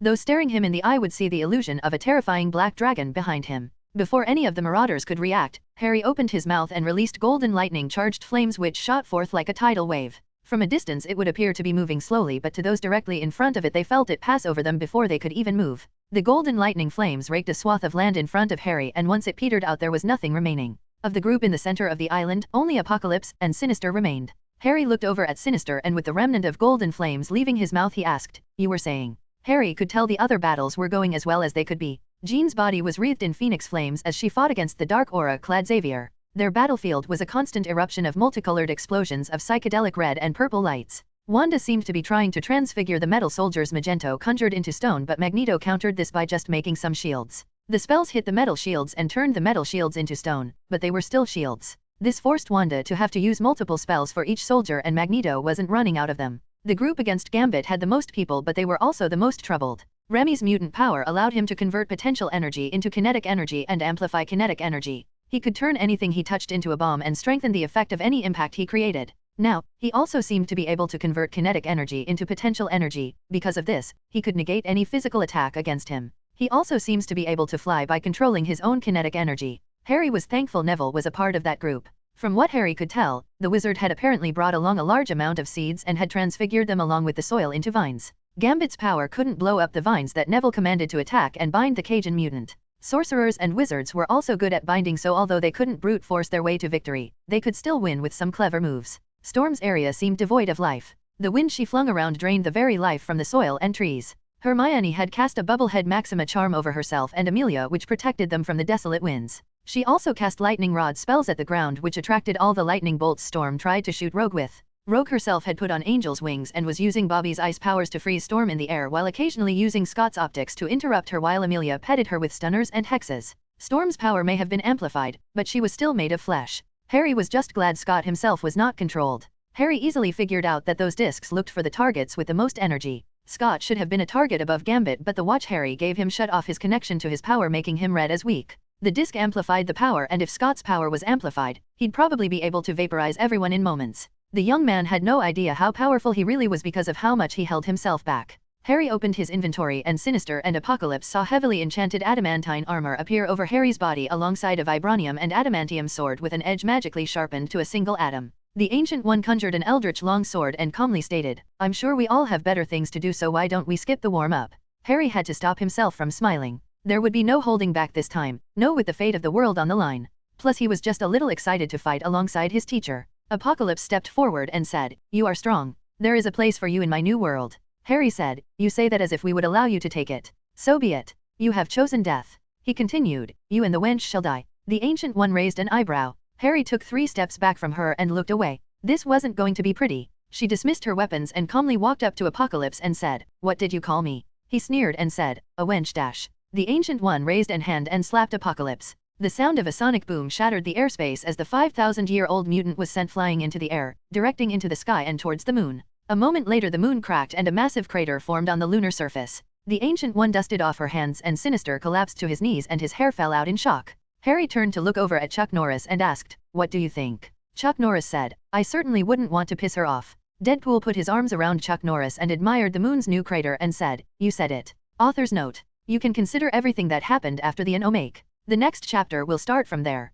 I've been tempted to do something like that, but I knew I'd only be able to fool you guys with that once, so I had to save it for something special. Happy New Year's, Chapter 54. Chapter 54, A New Beginning. Author's note. For those who didn't notice, the part where the Ancient 1B1TCH slapped Apocalypse to the moon was an Omake. I don't mind making that kind shenanigan legit, but this fight is more so Harry can go all out for real against someone much, much stronger than he is. Chapter 54, A New Beginning. Mr. Sinister stepped forward and said, "Allow me, Master." Apocalypse pulled him back and said, "No, they are beyond you." Harry rushed forward and swiped his sword as the Ancient One firmly stated, "I call forth the icy tendrils of Inithalin." Apocalypse batted Harry's monomolecular edge blade with a wave of his hand just as a surge of ice covered him from head to toe. Harry generated more phoenix flames as the ice shattered and the Ancient One charged forward to stab him through the eye. Apocalypse swatted away her eldritch sword, shattering it as Harry finished inhaling the phoenix flames he had conjured. Apocalypse slowly raised his hands as Harry charged the phoenix flames in his lungs with immortal dragon chi, and in the next instant he released another blast of dragon phoenix fire breath. Without bothering to dodge, Apocalypse slammed his hands together, creating a massive shockwave that scattered the immortal dragon chi-infused phoenix flames harmlessly into the air. The shockwave also threw Harry and the Ancient One back a half-dozen meters. Harry paused. It had only been about 5 seconds, but things were already not exactly going well. There was only a single power that could stop a monomolecular blade like that. Molecule control. Although records of Apocalypse could be found in Camartage's library, the exact details of his powers was not known. Now the truth was apparent. And Sabanur could control the structure of the molecules in his body. Thankfully such a power did have a few weaknesses. For example, he could only change the structure on purpose. This meant while he was biologically immortal and could heal from any wound, his cells did not repair themselves automatically like Logan's did. He would have to will the repair to occur manually. Also, the energy required to shift the structure of his molecules would be taxing. Harry charged forward once more, but the Ancient One kept her distance. No form of teleporting through any means besides special port keys would work on this island thanks to the centuries' worth of barriers, and Harry's silver portals were the only exception. This meant Harry could not apparate at will, but it also meant whatever means Sinister and perhaps Apocalypse had to teleport would not work as well. Harry swung his blade again and was once more repelled by the mutant's hands while the Ancient One called from the back, "Answer my call, flames of the Fulton." This time a torrent of orange flames surrounded Apocalypse. The Ancient One's plan was not different from Harry's. Attack with physical strikes and magic spells to force Apocalypse to either take heavy damage from one or rapidly switch his molecular structure to adjust to each over and over. They didn't expect to tire him out, but they could get an opening if they kept at it for a few minutes. Apocalypse's skin glowed and the flame snuffed out. The Ancient One didn't need Harry's energy sense to tell what had happened. Apocalypse absorbed the energy of the spell. If he could absorb energy, then he'd be able to heal faster than they could damage him even if they got in a few hits. The massive mutant raised a hand and a massive bolt of energy shot out from his palm and struck the Ancient One's location nearly in the same instant it was fired. The Ancient One, however, was fast for her age and cleanly dodged the strike, standing at the side of the massive crater that had formed without a singe on her gown. Apocalypse said, "You are only delaying the inevitable. You cannot stop, Apocalypse." In the moment he shouted his name, he vanished from his position and appeared in front of Harry, slashing through the front of his chest, spilling blood everywhere. The mutant's hand had shifted into the form of a long blade and he moved with speed unthinkable for one so large. Harry didn't bother faking his death and took a few steps back. His wound quickly vanished, though the weight of that strike cleanly removed an eighth of his health through his personal adamantine armor. Harry could tell Apocalypse's strength didn't lose out to the full power of the immortal black dragon Kyantang. Apocalypse did appear slightly surprised that Harry was not dead. Standing near the spaceship, Mr. Sinister actually had his jaw drop. Apparently he didn't think the metaphysics expert was an immortal mutant as well. Since the big man wanted to fight, Harry would oblige. Harry saturated himself in dimensional energy, red energy from Sidorak's crimson cosmos, and fully unleashed his immortal dragon chi for the cherry on top. Harry wreathed his sword in conjured phoenix flames. He was very pleased Blade had given him that idea. Without waiting for Apocalypse to move, Harry rushed forward at speeds that would give Pietro a run for his money, using strength that Rogue couldn't match if she channeled the Juggernaut himself.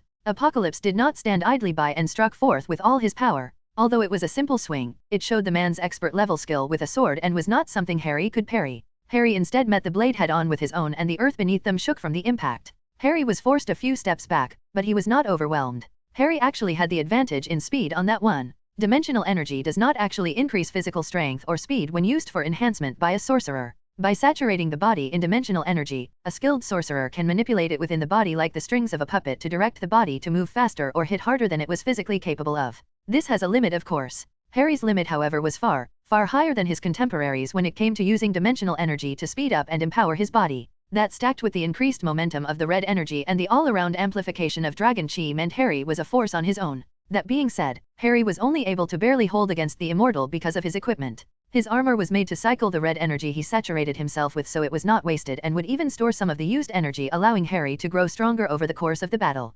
Apocalypse leapt forward for the next Earth Splitter strike and Harry sidestepped. The impact of the blade against the ground forced Harry back, preventing him from using the opening to strike the mutant. The Ancient One seemed to have been ignored, which she was fine with. A small orange ball of flame was sitting in her hand and it looked like she was waiting for a moment to throw it. She wasn't. Giving her time was never a good idea. The flames of the Fulton were slightly inferior to Phoenix flames, but not by much. The Fulton were basically gods of magic and their magic flames could burn stronger than any other magic fire. The Ancient One was continuously channeling more and more flames into the glowing sphere in her hand. The longer the wait, the more it contained. Harry could tell what her plan was and had been acting as the distraction. Any form of energy absorption had a limit. Exceed that limit? Boom. The Ancient One had been around the block a few times and knew how to deal with snippy little brats with god complexes. Harry matched Apocalypse strike for strike. Harry was pushed back with each exchange, but he was used to fighting those stronger than him, so he was experienced at fending off the attacks without receiving a fatal blow. The Ancient One threw the fireball, which changed in color from orange to white, revealing the immense intensity of the flame. She didn't bother aiming at Apocalypse, she aimed for the entrance of the ship.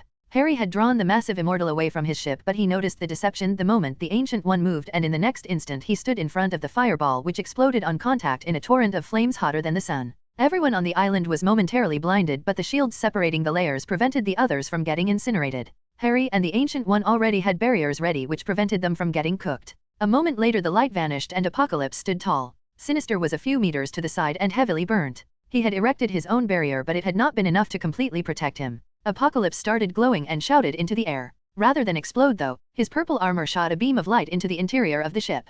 The mutant's glow dimmed and his burnt body was revealed, but it was also recovering at a visible rate. The Ancient One and Harry noticed the problem. The man's armor regulated the energy and could even send away excess energy. That meant his weakness was negated, at least as long as he was near the ship. This time Apocalypse charged forward but towards the Ancient One. He'd wised up on who was the most dangerous. Harry paused and checked the other battles. Gambit was covered in layers of vines and didn't seem to be getting up. Storm was encased fully in ice. Someone would fix her later. Wanda and Magneto were still going at it, but Wanda had apparently gotten creative. Inside her section there appeared to be a gigantic, building-sized acid slime. It seemed to just melt all the metal and eventually the master of magnetism would just run out. Jean wasn't exactly having a tough time, but the more of the Phoenix's power she used to deal with the dark aura covered Xavier, the more problems would occur in the future. The main problem was still Apocalypse. If they tried attacking his ship again he might close the door, but they needed to destroy it, which meant they couldn't attack it unless they knew the attack would work. Harry was pretty sure the ship could control the mutant ascension system in orbit, so breaking it would either stop the thing or at least make it easier to stop the thing using other means.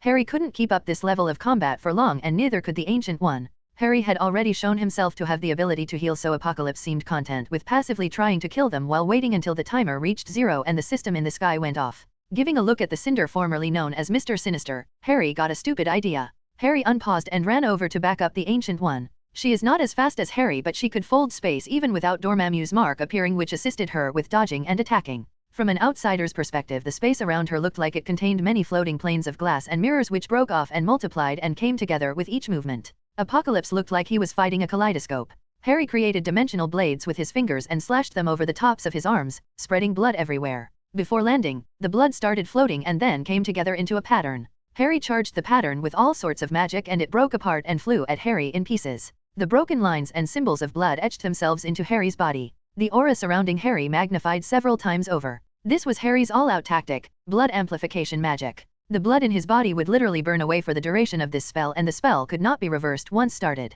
It was a nearly guaranteed death. Harry's sword cut through Apocalypse's altered blade arm with a single sweep. He'd gotten through the mutant's power with sheer strength. Even a diamond would have met the same fate. Harry sent a coded mental message to the Ancient One of the plan and started pushing Apocalypse back. For about 3 seconds. Once the mutant understood Harry had, for the moment, become an actual threat, his body grew in size and didn't stop growing until he was 5 stories tall. His massive foot stood in front of the ship's entrance and his other foot moved to stump Harry into pulp.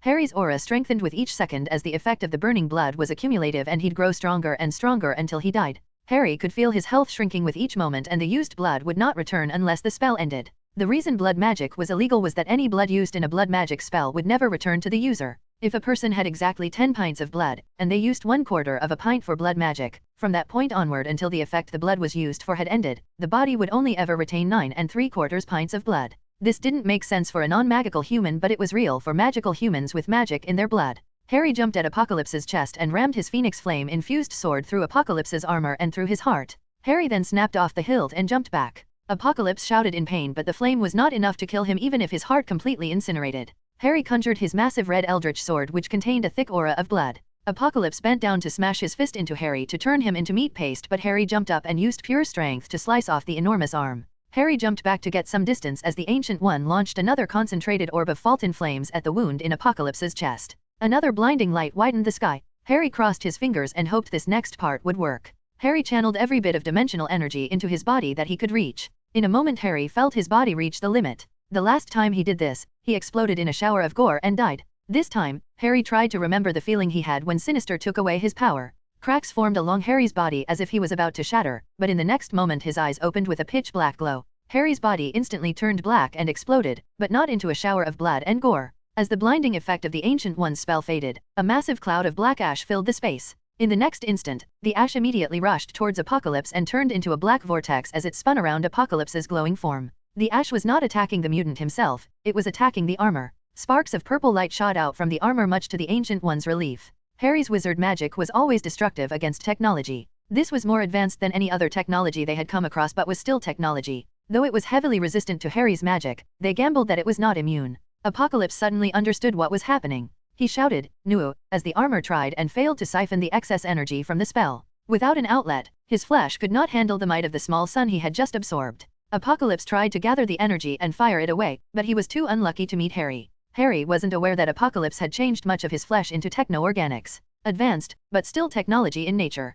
Harry's magic was not intentionally attacking him, but the technological aspect of his body was not responding as it should to manually discharge the excess energy. In the next instant, the Titanic mutant exploded. A massive surge of energy hit the ship as well. Sinister somehow managed to get onto the ship by sneaking around Apocalypse's foot, and he closed the door. The quest only had 5 minutes remaining, so the Obscurus form of Harry spun around in a circle and created a silver ring. The spaceship vanished, using the ring as a means to teleport out. Harry didn't have time to care. His Obscurus form directly entered the ring and flew out into the vacuum of space. He charged the massive black pyramid and turned himself into a spear, violently spinning and speeding up until his form reached and pierced into the massive construct through the crack they had created earlier. Harry easily found the core of the system and directly charged into it, saturating it with wizard energy. Ping. Quest completed. Stop the apocalypse. Reward, Obscurus perk. Harry's magic particle cloud left through the same crack it came through. The pyramid sent a charge of lightning out which hit the closest nodes in the array and caused them to shoot out lightning as well to the next closest nodes, propagating the spread.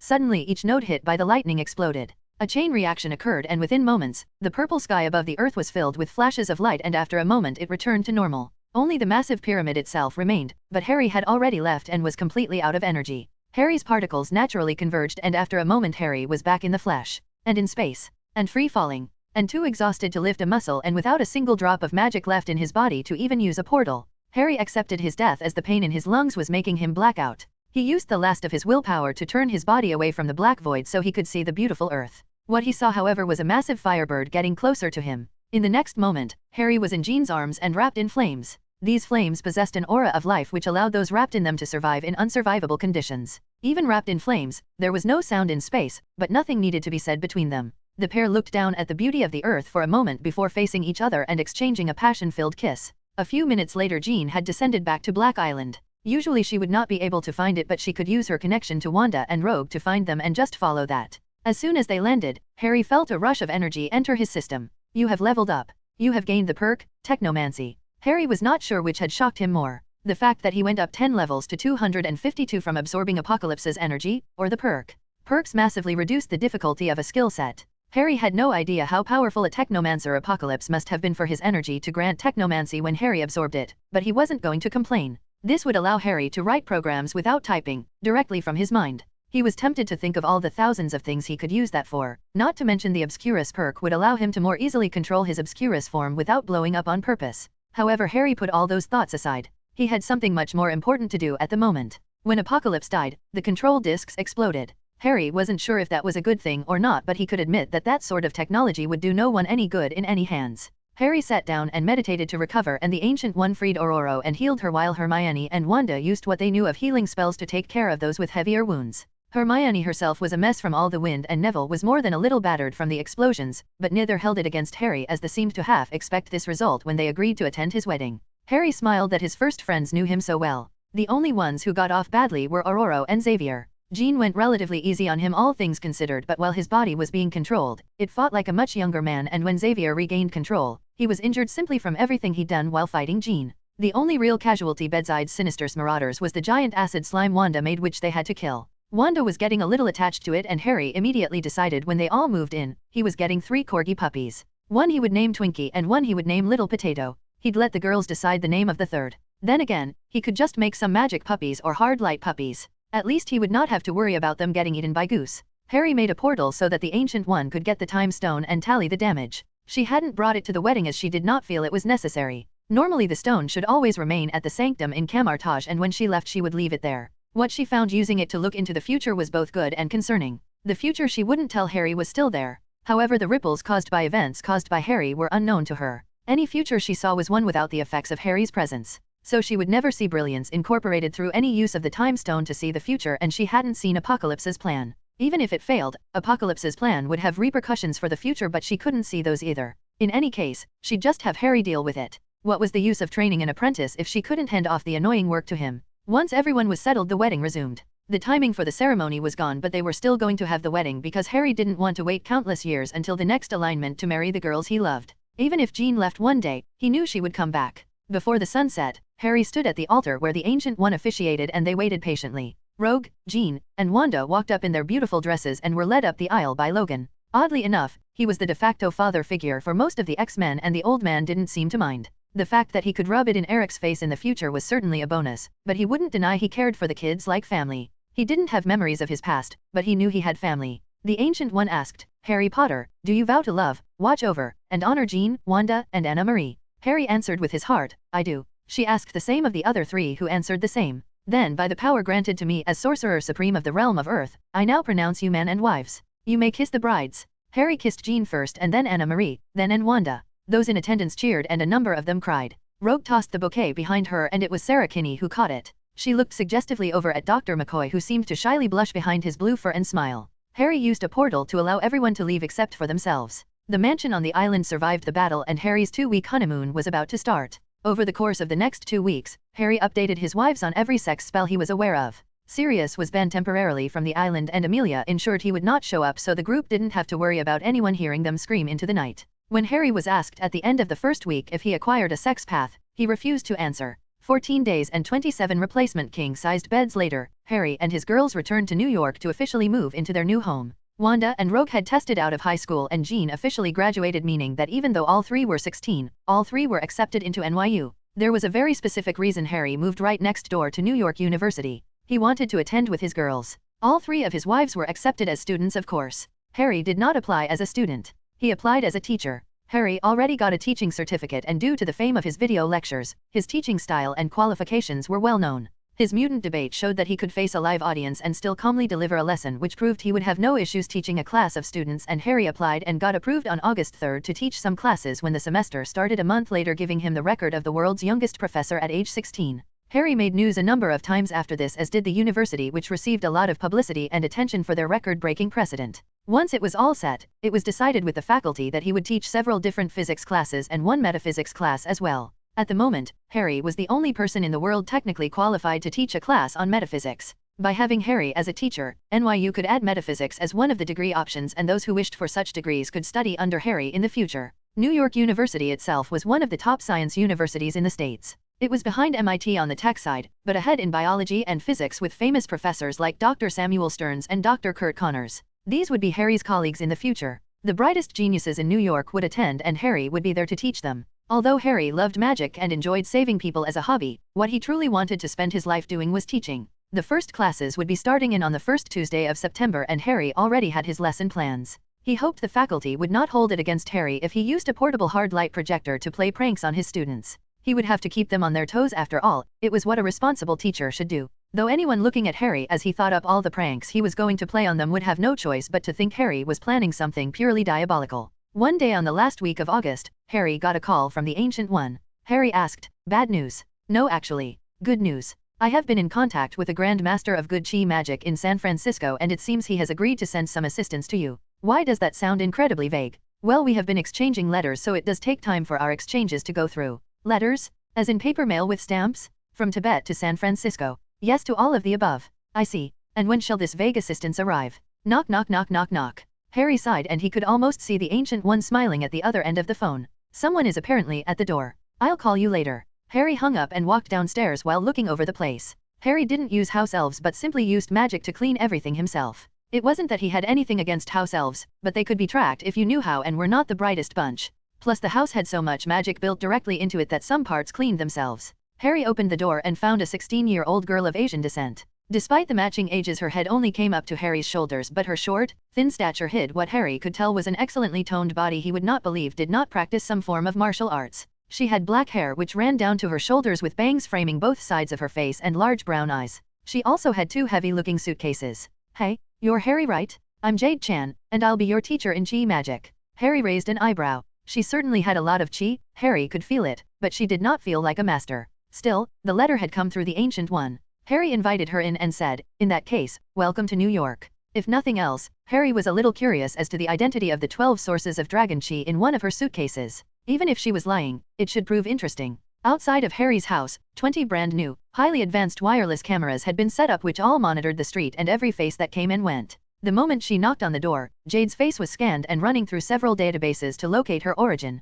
Several alarms flashed on the screen and files were found from a subdivision of their organization. The file containing Jade Chan's name and picture had over 400 folders and over 10,000 incident reports. The agent who ran the search paled at the size of the file and immediately called up her boss. "Yes, Fury, you need to see this. And you should probably call Captain Black from Section 13. Apparently he knows her." Chapter 55, The New Girl. Harry showed the new arrival into his waiting area while doing some inspections. Harry didn't mind that the girl brought magic artifacts into his house, but he figured she was being careless. Unconcealed dragon chi was easily trackable with the right tools. Harry's house was magically insulated so they couldn't be tracked while inside, but that wasn't the case outdoors. The girl herself was looking all around like a kid in a candy store. The home's interior was both modern and classy and had many beautiful paintings on the wall and ornate items displayed on pedestals and frames. There were also many different cameras hidden inside, which were built into the hard light system installed in every room. With the push of a button, the entire home could turn into a makeshift danger room for training purposes. Harry was almost finished programming a hard light butler that could attend to guests so he wouldn't have to. Harry asked, "Would you like some tea?" "Huh? Oh, sure. I'd love some." Harry directed her to wait in the waiting area while he went to the kitchen and pulled out some tea from his inventory. Harry suddenly thought of an amusing prank and also pulled out a plate containing a large, perfectly cooked, whole ham. With the tea set in his left hand and the ham plate in his right, he returned to the waiting room. "Whoa, that was fast. Is that ham? I'm not really hungry at the moment." She only accepted the tea to hide the fact that she wasn't paying attention to what he said at first. Harry smiled and set the ham on another table in the waiting room before setting the tea set in front of her. He said, "So Ms. Chan, at what level would you consider your skill in chi magic?" The girl froze for a moment while picking up her cup. She hadn't expected this to turn into an interview. I'm a master. I can cast lots of powerful chi spells without any difficulty. Want to see?" Harry smirked and gave the universal motion for, "Go ahead." Jade unzipped one of her suitcases and reached inside. After a moment of rummaging, she grabbed one of the chi sources and pulled it out, though she held it in a way that would prevent Harry from seeing it. Harry simply paused, walked over, and took a look. The piece in her hand took the appearance of an octagonal stone with the image of a dragon on the face. Harry unpaused and Jade said, "Not this one," shoved the piece back into her suitcase and started rummaging for another one. She pulled out another and Harry paused again to see that the piece had the same form, but had the image of a snake on it. Jade smiled and said with great fanfare, "Here we go. Watch and be amazed as I use my mastery of chi magic to become invisible." Harry felt the dragon chi in the stone piece resonate with the girl's chi, and in the next instant, the visible light around the girl seemed to ignore her presence as she faded completely from view. Harry could still sense her, of course. Even on the surface she had far more chi than a normal human, so his energy sense did not lose track of her. That and the invisibility did not cover up the dragon chi from the piece in her hand. While invisible, Jade picked up her teacup and walked behind her seat before drinking it in one gulp.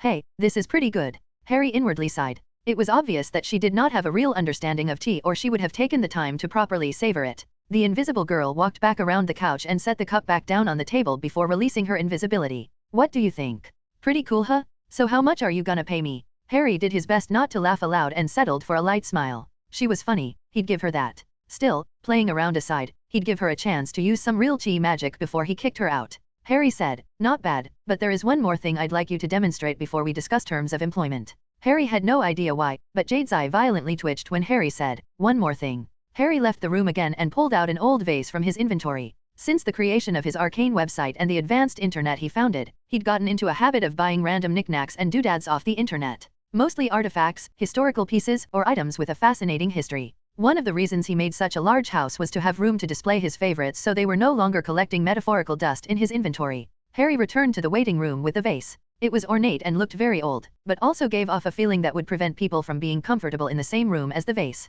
When Harry purchased it, the vase had the ashes of an old demon trapped inside. Harry destroyed it but kept the vase. The vase, however, carried the remnant of the demon's hatred as a basic curse. Harry could easily contain it, but it was something he intended to use to practice different forms of curse removal later. Jade frowned when she saw the vase Harry placed on the table. That at least got Harry's approval. She was sensitive to the evil within the vase. Harry said, "Please show me how you would remove the curse on this priceless vase." Chi magic was of course magic powered by life energy. There were many forms and it had many applications. One of the strongest applications, however, was purification, greater than any other form of magic. That was because most other forms of magic used another source of power to purify, which still left some taint behind. Human life force did not leave behind a taint when used properly. Jade said, Sure, but it will take a while. Do you have the time?" Harry nodded. "I'm mostly free today." It was true. Jean, Wanda, and Rogue had been out every day of the last 3 days pillaging the various stores of New York for new clothes to fill their massive new closets. Harry thought their old clothes were fine, but the girls ignored his opinion, stating that fashions in the city were different from fashions in Salem and they had to update everything.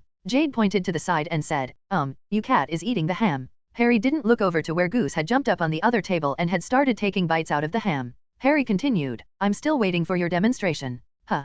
Jade then scooted to the side of the couch away from Goose and shouted, "Whoa, what is that?" The ham was actually brought out for Goose and Harry informed her through the link. Harry didn't look over in her direction as terrible tentacles erupted from Goose's mouth and wrapped around the hem that was 3 times her size. He simply said, "Please don't change the subject, Ms. Chan.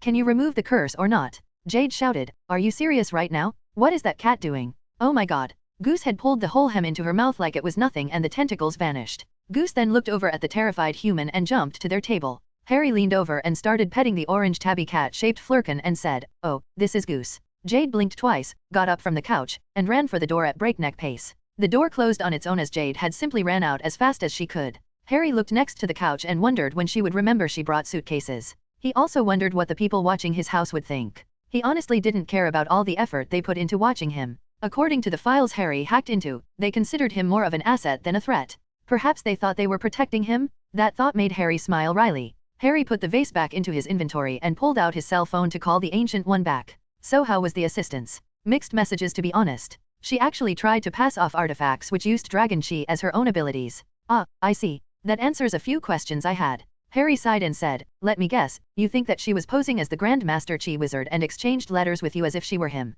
"Basically. It was most amusing. Anything I do in regards to you cannot be viewed in the future, so each letter was unexpected." Harry shook his head and sighed. Apparently the Ancient One had her own hobbies. "Can you give me the address of the Grand Master Chi Wizard? I'd like to visit him personally. I'm sure you can look it up yourself. He owns a store in San Francisco called Uncle's Rare Finds." "All right. And I will get you back for this. We shall see." And with that she hung up. It was clear this was an elaborate prank by the Ancient One. There was no way she could have been fooled by the letters of a 16-year-old girl, regardless of how resourceful she was. Harry sent a text message to Jean, going to San Francisco to see a Chi Wizard. "Not sure if I'll be home before dinner." After a few moments he got a reply, "We'll eat out for dinner, so have fun." Harry smiled and took another look at the suitcase containing the 11 Dragon Chi artifacts she'd left behind. Harry decided to ignore it for now. He put the tea set back into his inventory and went for the front door. Harry easily confirmed Jade's invisible presence not far from his front door. Thinking of another prank, Harry took a key from his pocket and used it to lock the door before visibly placing the key back into his pocket.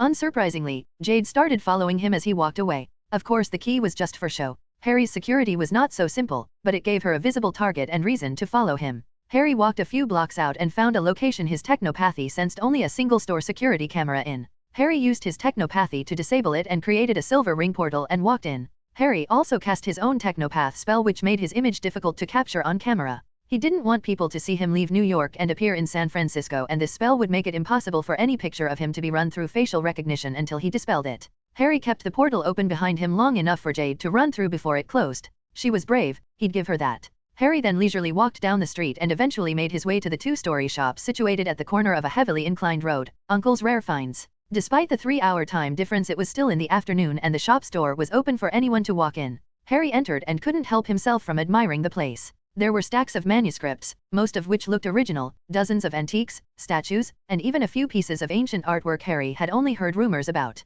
The most impressive thing was that Harry couldn't spot a single forgery or replica among the artwork and antiques. A skinny old man stood at the register with a massive, ancient book open on the counter. Harry peered over the contents. It appeared to be a recipe for noodle soup. The old man looked up at Harry and said, "Ancient cookbook. Are you interested?" Harry answered in Cantonese. "No thank you. Those recipes use too much garlic. But I do have some questions for you." The old man smiled and quickly gave a 2-finger slap against Harry's forehead. "Your accent terrible? Stick with English? And no such thing as too much garlic." Harry gave an awkward chuckle. Harry rarely if ever used any spells which required incantations, and even when he did, he cast them non-verbally. He could speak, understand, read, and write most languages on the planet, but he almost never actually conversed with anyone using those languages, so his accent was in fact not that great. "All right then. Are you familiar with the being known as the Ancient One of Kamartaj, in Tibet?" The old man raised an eyebrow and said, "We have met. Was many years ago. Do not recall much." "Well, I'm an apprentice of hers. A few years back I came into possession of a large amount of Chi, and she told me you were the best Chi wizard in the world and recommended learning Chi magic under you." The old man leaned over the counter and took a long look at Harry. He then said, "Uncle already has apprentice. Too old for another?" Harry nodded in understanding. He asked, "Do you have any recommendations for books on learning the subject then?" "No," he flatly answered. "I'll pay you." "Okay," he quickly replied. Harry smiled. The recession wasn't kind to shops like this, so he didn't mind the price. The old man continued, "Uncle has old journals from time spent training under Grandmaster Fong. We'll rent them to you. Must return them when finished, or you will get a piece of Uncle. Understand?" Harry smiled and answered, "I am grateful for your kindness," and gave a light bow. The old man, who apparently referred to himself as Uncle, gave a nod and slowly walked to the back of the store. Jade had of course followed Harry and was in the store, still invisible. Harry was at least partially impressed by the girl's sneaking skills. In addition to making no noise while tailing him, she hadn't bumped into a single person on the crowded sidewalks of New York or San Francisco while invisible. From the back of the store, Harry heard a shout, "Aiaiaiaia." For some reason, this appeared to make Jade fidget. From the second floor, someone shouted, "Uncle." A well-trained Chinese man jumped from the railing on the second floor to the ground level and looked ready for a fight. He then looked at Harry, who appeared mostly harmless and was standing at the counter like someone ready to make a purchase. The man dropped his stance and said, "Hi, you look familiar." From the back came the shout, "Jackie E. Jade has taken Uncle's journal." He walked back into the front and the other man, Jackie, said, "What? How do you know?" "She left a note." He presented it to him. Uncle gave Jackie the note, which he left over before face-palming his forehead and muttering, "Bad day." Harry paused and walked over to read the note. It basically said she was off to see the world and would learn chi magic on her own. Harry unpaused and was more than a little amused at the invisible Jade's continuous fidgeting. Harry pulled out his phone and connected to the cameras at his house and pulled up an image. Harry held it to the younger man and said, "Is this her?" Jackie did a double take at the phone before snatching it and examining it closely. "Yes." He looked at it again. "Why does she have suitcases?" Harry answered, "She was at my house not long ago and left shortly afterwards. However, I'm pretty sure she'll come back." Jackie looked at Harry with a bit of suspicion. "Why is that? And who are you?" Uncle answered, "He is an apprentice of my master's friend.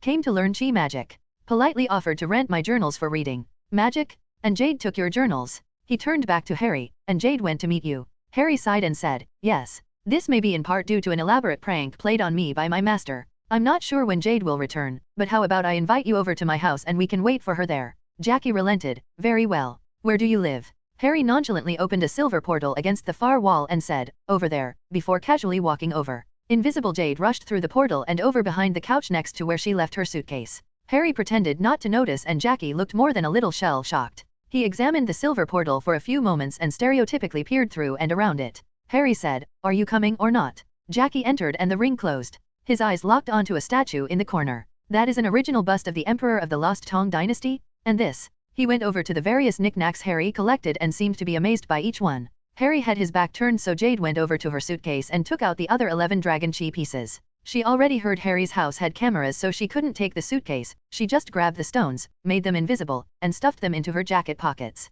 Harry tried not to laugh when she went into the living room and returned without the dragon chi pieces save the one that made her invisible. Harry figured she knew she would be searched, so she hid the pieces for later. After taking a few moments to be amazed at some of the decorations, Jackie turned back to Harry and said, "You know, these belong in a museum." Harry shook his head and said, "You know, most museums don't own their pieces. They simply lease them from the actual owners." "I know, but there has been no evidence of the existence of the Tang Dynasty until now. Just that bust alone could rewrite history books." Harry smiled and said, "I bought it off the internet." Jackie's jaw dropped. He apparently wasn't expecting that. "Just who are you?" "Harry Potter. A professor at New York University." Since Harry already had several published papers, he did in fact have the right to use the professor title. He felt it was classier than doctor after meeting the man who claimed to hold that honorary title. "Blah?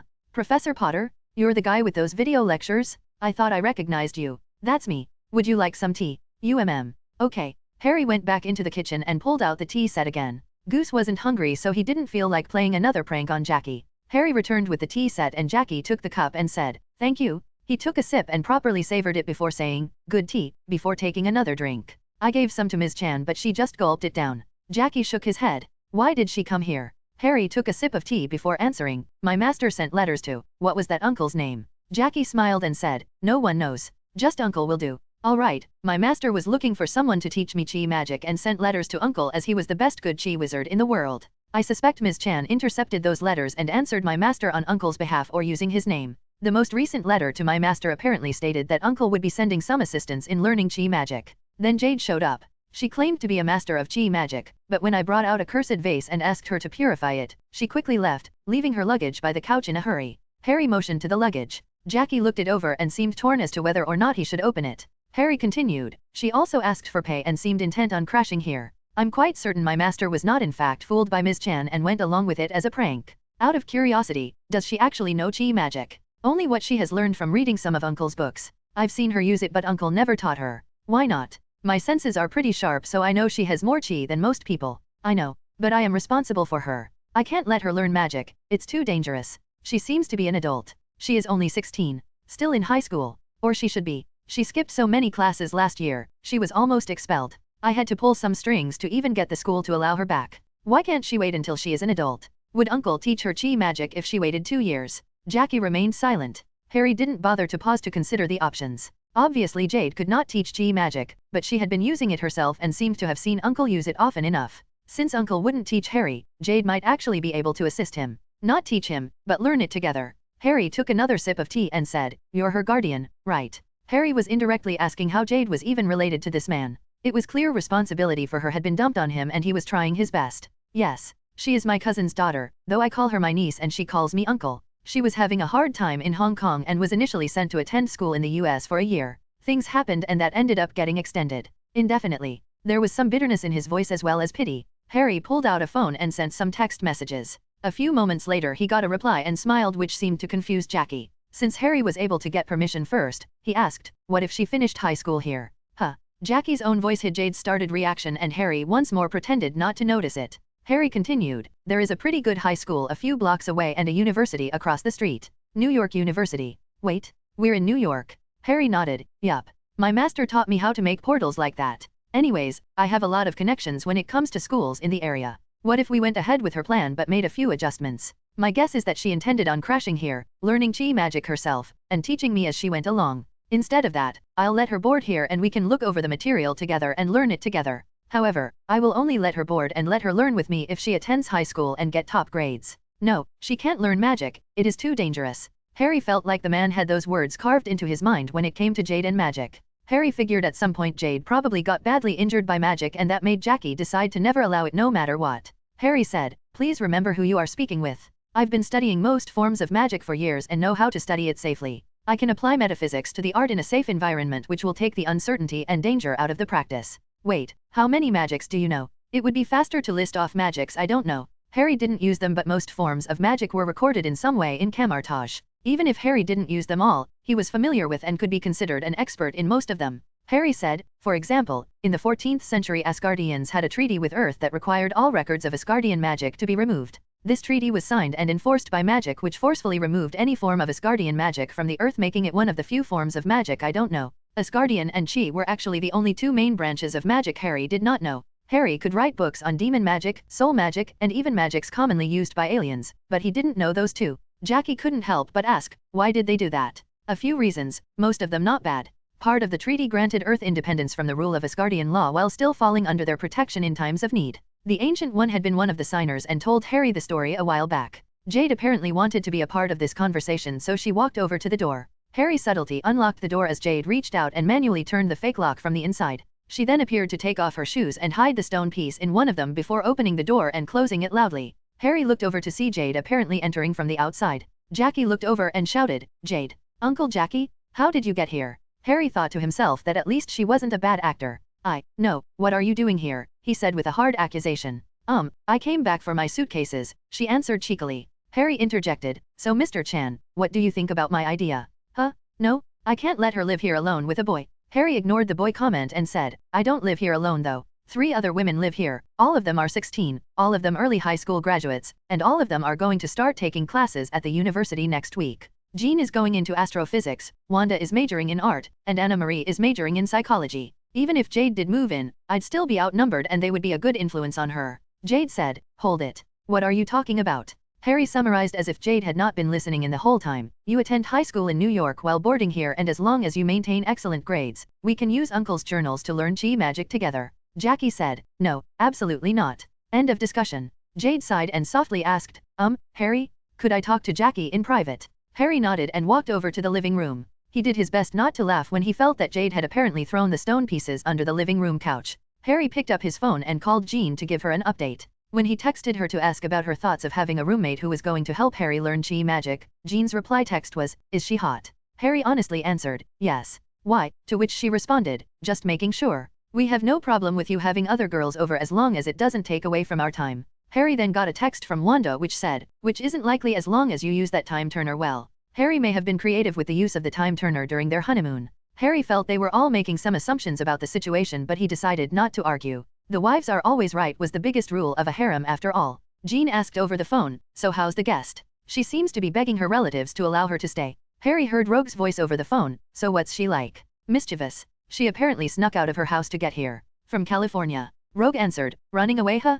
Can't say I don't know what that's about. Her family cares but she probably thinks they are holding her back. I can't say she's wrong from what I've seen though it would not surprise me if she is prone to danger. Wanda asked. Sounds like she'd be right at home here then. We're on our way. Let's see if we can talk some sense into her relatives. With that a pop sound occurred on the other side of the phone before they hung up. Wanda knew how to teleport and take people with her so they probably teleported somewhere nearby. Unlike when Rogue used Kit's power, Wanda's teleportation had much longer range. They knew about the cameras on the street so they wouldn't get caught doing something stupid. A few minutes later the door opened and the girls came in. Harry stayed in the living room watching TV and let Jean and the rest check out Jade and decide if they were going to help. After a few more minutes Jean said, "All right Harry, get in here." Harry walked over and found a frowning Jackie and an extremely excited-looking Jade. Jackie said, "All right, I will let her attend school here. But I want report cards at least twice a month and I will call her weekly. If there are any legal incidents of any kind she comes straight home. And no practicing anything dangerous?" Uncle said he trained with Chi Master Fong for 15 years. "I'm sure you can find some safe things to practice until you have more skill." Jackie gave one last stern look at Jade and said, "And no fighting. No matter what, okay." Jade hugged him and said, "Yes Uncle Jackie. Scout's honor." Jade got dragged upstairs by Jean and the rest and Harry made a portal back to Uncle's rare finds. Uncle charged an exorbitant rate for renting the journals which Harry accepted. After accepting, Uncle then said he would use the money to pay for any of Jade's living expenses while she was there. Harry could only smile at that. Uncle gave up the money to balance out the cost of boarding Jade. Harry agreed but he also randomly purchased several of the most expensive items in the shop. Uncle said with a bit of humor, "Jade is better salesman than Jackie. Best sale the stores ever had." It only took a few calls and a few minutes on his tablet for Jade to get enrolled into the nearby high school where she would start the following week. Jackie signed a few legal forms and Jade was officially moved in. The moment Jackie left, Harry directly asked Jade, "Did you mean any of that?" She smirked and answered, "TCH, I was never a scout. Not gonna get scared away by my cat again. Hey, I was caught off guard alright. I've seen way weirder stuff before. Tentacle cat doesn't even make my top 10.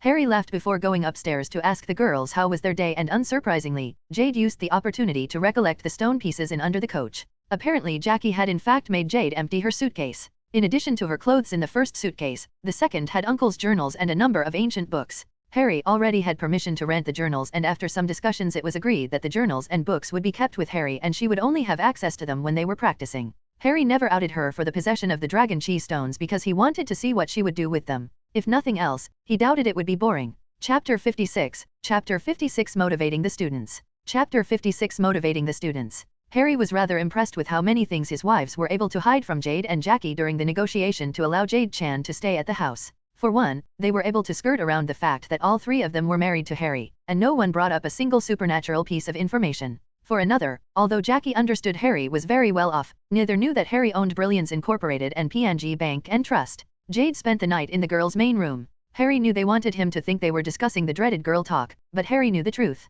They were playing 4-player co-op Borderlands until the wee hours of the morning. The game actually wouldn't come out for another few weeks, but Harry had connections. It was breakfast the following day when Jean asked Jade at the table, "So what's with the magic rocks you think you've hidden in the mattress frame in your room?" Jade almost choked on her waffles and looked like she had been caught with her hand in the cookie jar. Harry wouldn't deny she looked cute. Jean continued, "Harry told me about you following him invisibly yesterday and hid those pieces under the couch." Wanda giggled, "You hid them under the couch?" Jade tried to answer, "Well, She was afraid of getting booted out or having them taken away. Harry lightly teased, "I'm sure she also had a brilliant reason for thinking she could enter our home through a locked door and no one would notice." Rather than answer, Jade deflected, "How did you know? I was invisible for crying out loud." Rogue nonchalantly answered, "Harry has the ability to detect cute girls so he can hunt them down more effectively. All of us were captured and devoured by him." Wanda, Jean, and Rogue all slowly, but simultaneously turned their heads towards Jade and said under the same breath, "You're next." Jade's chair scooted back an inch before the girls all broke down into a fit of laughter and giggles.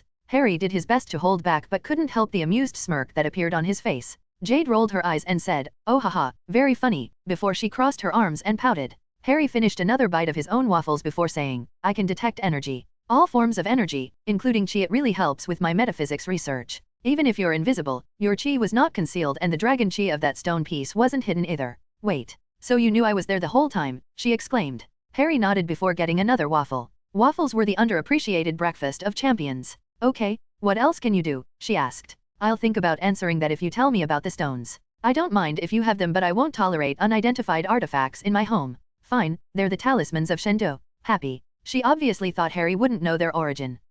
The project of the fire dragon demon sorcerer. That explains the dragon chi if you've got all 12, I guess that means he's a statue right? Jade looked a little gobsmacked. You know about Shendo? Harry nodded. I've read a few books written by the 8 Immortals and he is heavily referenced. The strongest demon sorcerer to have ever existed. He reminds me a lot of Sauron from Lord of the Rings. Wanda asked. Why? What did he do? Harry considered the question and after a moment answered. Sauron took the source of his power and separated it from his body and forged into the One Ring. As long as wore the ring, he was far more powerful than he was before. But of course this also gave him a weakness. According to the scriptures written by the immortal Lan Ke, Shendu obtained 11 noble animals from the Chinese zodiac and refined their essence. Using a formidable ritual he then merged it with his own dragon essence and all of his chi to create 12 talismans which vastly increased his power. Lan Ke used this against Shendo by removing the talismans and permanently changing the immortal dragon's essence so that when deprived of his talismans, he changed into a statue. Jade asked, You've read books written by the 8 Immortals? What the hell do you need Uncle's journals for? Harry shook his head. Those books were written for posterity, to make sure the stories and events were not forgotten. None of the books I've read from the 8 Immortals have any hint as to how to actually use chi magic. Wanda asked, Magic talismans huh? How strong are they? Harry answered, They're probably pretty strong. Though I doubt someone who is not Shendo can use even a fraction of their power. That's probably why her invisibility sucked. Rogue asked, You use them often? Jade dropped her fork and said, Wait, none of you are weirded out that I have magic talismans from a demon dragon. Jean rose a hand into the air and created a batch of flame in the shape of a bird. No, why should we? Wanda asked, What's the worst they can do? Make you shoot lasers out of your eyes. Jade was still staring at the small fire bird and answered, Yes. Wanda's hands glowed red and she transfigured a plate into a red and white target. She then lightly tossed it above the table. Rogue stared at it and fired an optic blast at the target, destroying it completely. Rogue got another waffle and said, Been there, done that. Harry and the girls casually enjoyed Jade's shell shock reaction. Apparently the girls wanted to wait to break the news to her until Harry was present so he could watch her reaction too.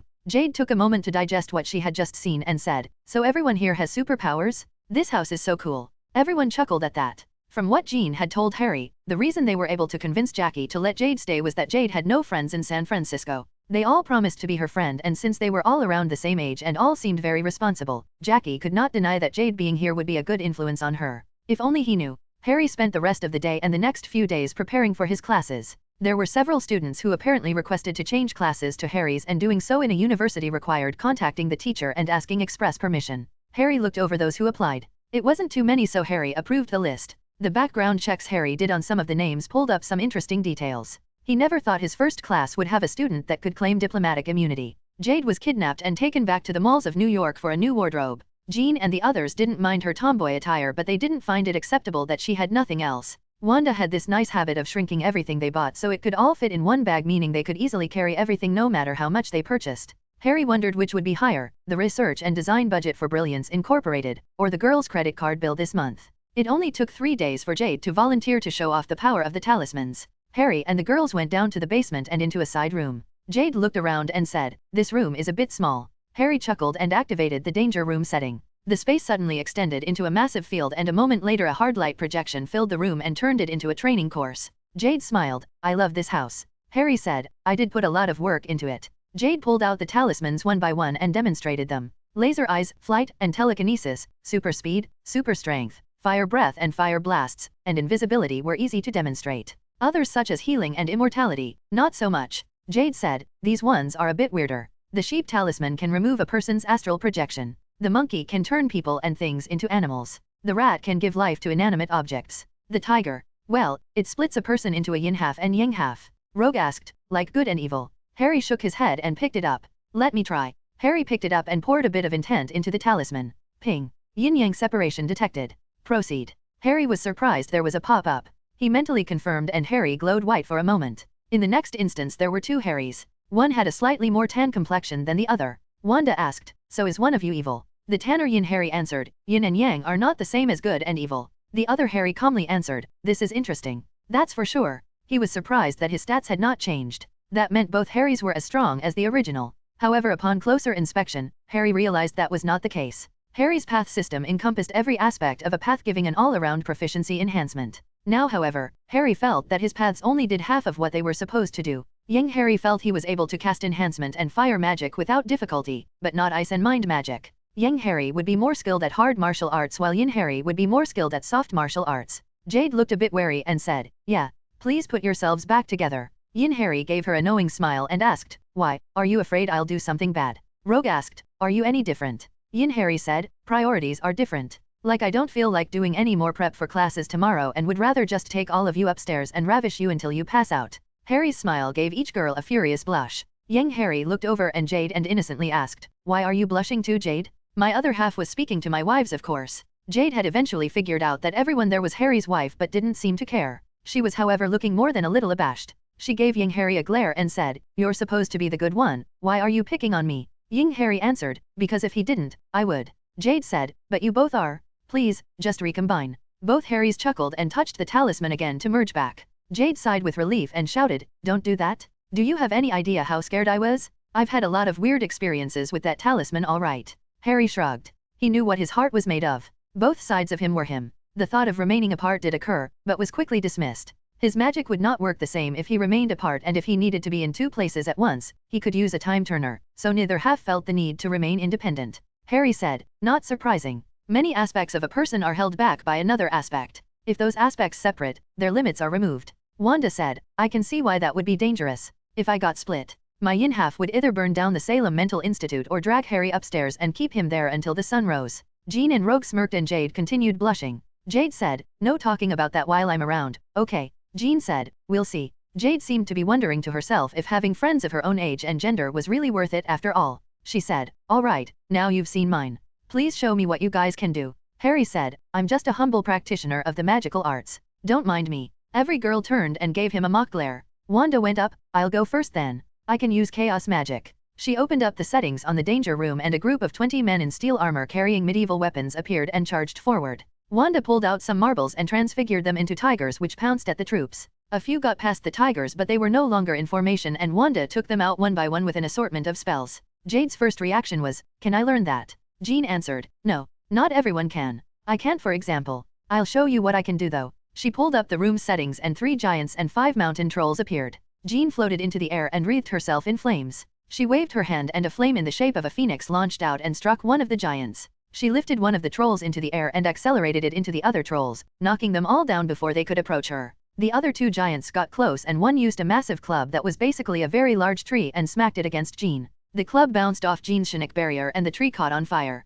Jean concentrated the flames and let loose, incinerating everything in the field. The only reason the field and the danger room itself didn't burn down was because of Jean's control over the flame. Jade said, "That was so cool." Rogue was next. She changed the tablet settings and 4 sentinels appeared. Harry had their specs, so programming them into his danger room wasn't hard. Forge had done the same thing at the Institute's danger room. Rogue blasted the sentinels with ice to slow them down. She then teleported above one of them and fell, intangibly, though it, causing it to break down. Upon walking out from it she grew angel wings and flew into the air as the sentinels started firing their heavy ion beams at her, but her use of wings and telekinesis to maneuver gave her perfect precision. She picked up some speed in the air and after lining the sentinels up, she flew straight at them. Before the collision her wings vanished, replaced with metal-like skin. With the unstoppable momentum of the juggernaut, Rogue's metal form ripped itself straight through the sentinels as if they were crafted of papier-mâché. Before hitting the ground, she used ice once more to make a ramp she used to land and made more ice to direct her slide back over to Harry and the rest. Jean and Wanda simultaneously said, "Show off."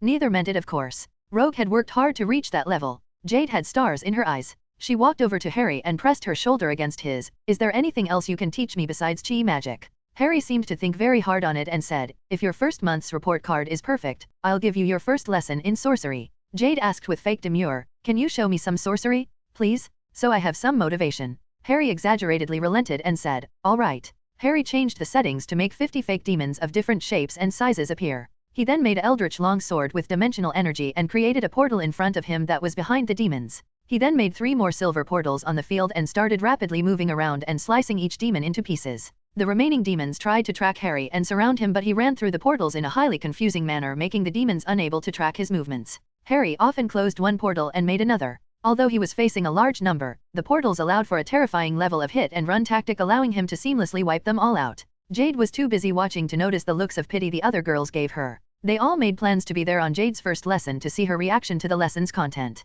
They all read through Harry's memories of Camartage and knew that the first step of learning sorcery required learning Sanskrit so you could understand the ancient Upanishad tomes which described the art. Harry finished up and said, "First, there is a difference between a sorcerer and a demon sorcerer. A sorcerer is someone who channels and controls foreign energies through their body. What you just saw was me channeling and controlling dimensional energy. It lets me make constructs, empowers my body, and allows me to make portals. A demon sorcerer is someone who merges foreign energies with their own chi, which strengthens and warps their body but at the cost of their soul, as such a tainted body is not compatible with a human soul. Thus they become demons. Either Shendu or one of Shendu's ancestors was likely a mortal who fused their chi with something obtained from a true dragon, thus becoming a demon dragon sorcerer. Shendu himself also successfully merged himself with the source of fire. This is why he is immortal and cannot be truly killed. He will live as long as fire exists on this world. Jade said, "Whoa." Wanda said, "All right, lesson is over, Harry. Time for you to tell us your opinion on our new clothes." Harry was dragged away and for the remainder of the night for his girl's own version of a runway show. After some pestering they even convinced Jade to show off a few of their purchases. Life was good. The next day Harry went early to his office at the university. He doubted he'd ever use it, but there was a little slot on the door that faculty and students could drop off documents for him to collect later. Of course most of the faculty was perfectly aware of how to use email, so he doubted he'd get much from that. Harry would teach 3 classes this semester. Metaphysics would require 6 classes to get a degree in, but each one had its own requirements for a foundation, so Harry could only teach the foundational class this semester and everything else would come later. In addition to foundations of metaphysics, Harry also taught energy physics and advanced experimental physics to see if he could poach any promising students from those fields for later. Although he taught those classes professionally without issue, it was his foundation of metaphysics class he was looking forward to the most. Harry walked into his metaphysics classroom about 15 minutes early and locked the door behind him. It was not a large classroom, as the number of students who even qualified to take it did not number more than a few dozen in the university, and of them, only 18 had applied. Another 6 applied after the fact, which Harry accepted, giving a total of 24 students.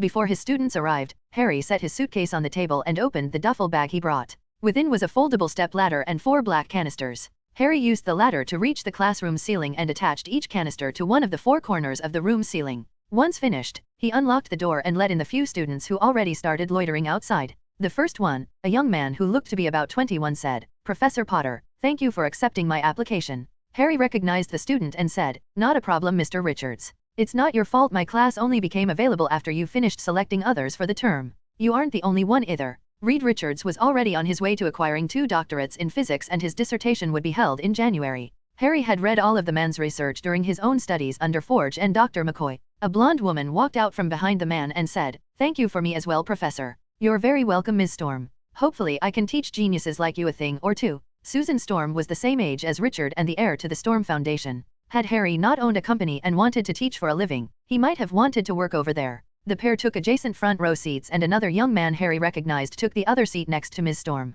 Harry recognized this fellow as Victor Von Doom, another young genius on scholarship and someone who actually obtained a doctorate last of his own year at the age of 20. Not a world record, but not that far off. There were 2 very obvious things that stood out about Doom. First was the fact that his profile showed that his late father was the ruler of a European country called Latveria. Doom was considered a political leader and while in the US, had diplomatic immunity. This meant that if he committed a crime, the best that could be done was appeal to the UN to issue a sanction on his home country. Doom himself could not be arrested. The second, and far more interesting thing about Doom was that he contained a good quantity of foreign energies within his body. He was undoubtedly an apprentice sorcerer, quite a bit better than your average initiate at Camartage. However, the hodgepodge of energies he contained did not include dimensional energy, meaning he certainly was not a student of the Sanctum Sanctorum. This wasn't a big surprise. There were in fact more than one temple of mystic monks in the world willing to teach others how to control the energies of the universe. Camartage focused on dimensional energy because of its duty in defending the dimension, but other temples had other goals and other specialties. A number of other students arrived and eventually Jean did as well. She had actually tested out of the courses required to attend this class in advance, as she knew what those were before Harry even applied to teach here.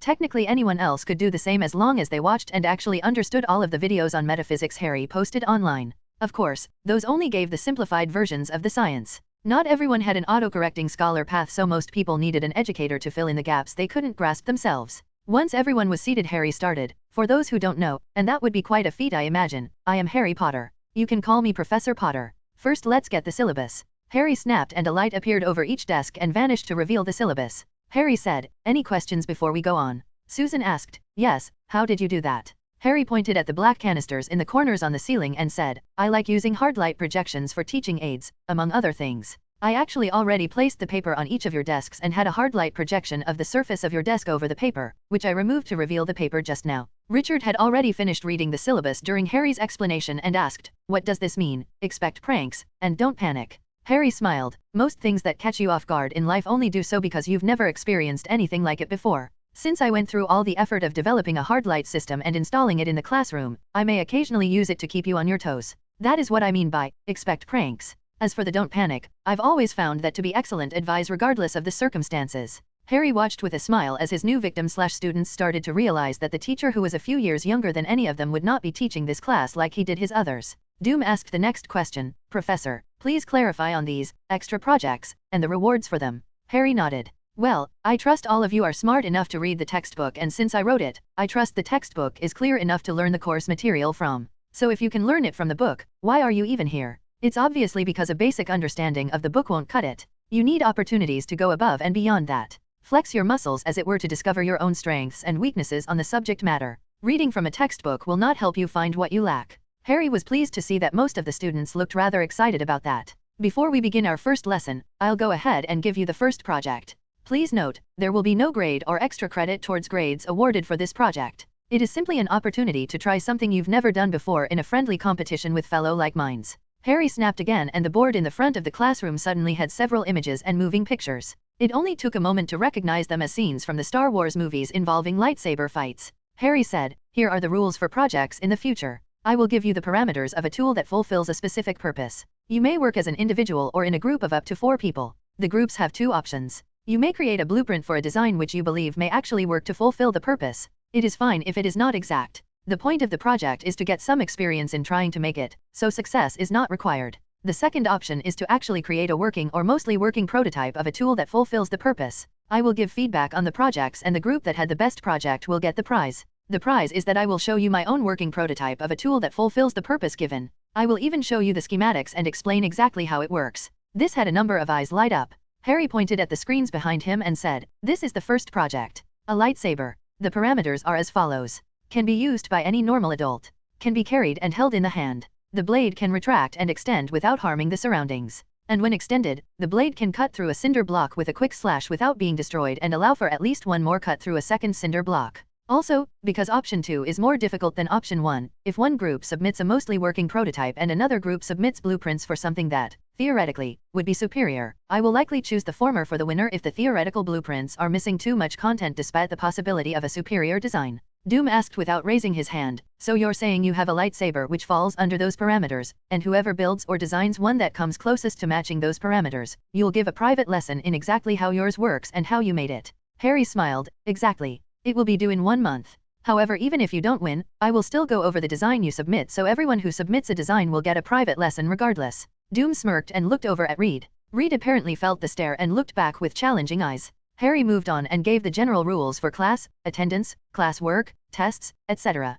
Most of the assignments included links to the specific video lecture Harry posted online which was relevant to the subject matter, and some of the subjects had multiple video links. As Harry left the classroom, he wondered if the group watching him would break into the class and snatch the black canisters in the room. Harry filled them with pieces of coffee makers, so if no one actually took them, it would be a waste of an excellent prank. Oh well, something else to look forward to. Chapter 57. Chapter 57 Girl Drama. Harry was not sure if he should have been surprised or not, but the number of girls in his house was much higher when he returned home on Wednesday than he was certain lived there on Tuesday. Harry entered the waiting room, which had several tables and chairs from other rooms moved in, and at one of the chairs Harry saw Jade sitting down with 2 textbooks out. On the other chairs Harry found 3 other girls he did not recognize. Jade looked up and said, "Hi Harry, I formed a study group. And you invited them over?" he asked. "Yep. Gotta keep my grades up, and they agreed to come over when I told them who I lived with." At the table a blonde-haired girl said, "I'm sorry Mr. Potter, she said you'd be okay with this." Harry waved it off and said, "If you're not my students, don't call me Mr. Potter at my home. I turned 16 a few months ago, so I doubt our ages are that different." The redhead at the table said, "You're the same age as we are." She turned to Jade and said, "You must have hit the jackpot." Jade rolled her eyes and pointed at the redhead, "That's MJ, then the blonde, Gwen, and last she pointed at the silver-haired girl, and that's Felicia. Felicia is 15 but is a year ahead, and Gwen is 14 but 2 years ahead, so we're all in the same class." Harry said, "I could have sworn the high school I sent you to was co-ed." The silver-haired girl, who looked far more mature than a 15-year-old ought to, said, "Jade invited Peter too, but he didn't believe she was telling the truth about living with Harry Potter. He's the school's secret genius and the only one besides Gwen who skipped 2 years. Harry said, "Well, bring him next time lest my wives torment you the same way they've been teasing Jade." MJ asked with a slight tease, "Wives? As in plural?" Harry answered, "All 3 fell in love with me and I fell in love back." Harry was very straightforward about it. Love wasn't complicated for him. He fell in love with those who loved him. It wasn't intentional nor planned. But if you could plan love, it wouldn't be love. Harry knew that wasn't normal, but also knew the cause. Not only did the Phoenix Force take part in the creation of his gift, it even gave Harry a part of its power. There were side effects of bearing any power, and the Phoenix's power was not an exception to this rule. Bearing the power of the universal entity of life and passion made it so that Harry could give his love easily and in love with all his heart. Jean had it much worse though, and sometimes had trouble keeping it to herself. Part of Jean's teasing of Jade was to help her have fun being a girl instead of a tomboy, while another part was an honest wish for more love for Harry and for herself. Wanda and Rogue had spent years starved for love and affection, and after spending 100 years together with Harry they had tossed aside traditional conventions and had no problem with more love in their lives. Jade continued, yeah, if you bring Peter you guys can hide behind him when Harry's wives show up and try to snatch you into his harem. Gwen asked, really? Harry answered, probably not. They seem to have already targeted Jade, so if you want to be targeted, you will need to defeat Jade in open combat and take her place. Gwen said, that's a relief. The silver-haired Felicia said, oh I don't know, it doesn't feel bad to be sought after. Gwen asked, is that why you pretend to be oblivious to Peter? MJ snickered, I almost feel bad for him. Almost. Felicia said, he looks at you too Gwen when he thinks no one pays attention. Until he makes his choice, he'll be riding solo. Harry interjected, what if he chooses you both? Felicia licked her lips and said, well, that's a choice too isn't it? He's cute in his own way you know. MJ and Jade started laughing at their perverted friend while Gwen blushed a little. MJ said, he's been my neighbor for years and has always been a little brother to me. Harry walked over to look at the textbooks on the table and said, you can come over with Jade if you want, but don't let her copy anything. I told her she'll get a reward if she gets top grades her first month, so I'm sure you can guess why she was so quick to make a study group. MJ blinked slowly at Harry and asked with a smile, oh, and what type of reward will she get? Anything she might be willing to share. Harry walked behind the seated Jade and started massaging her shoulders. If she got top grades I promised her I'd show her something really special. Felicia whistled and MJ growled while Gwen burst out laughing at the cherry red blush Jade started showing.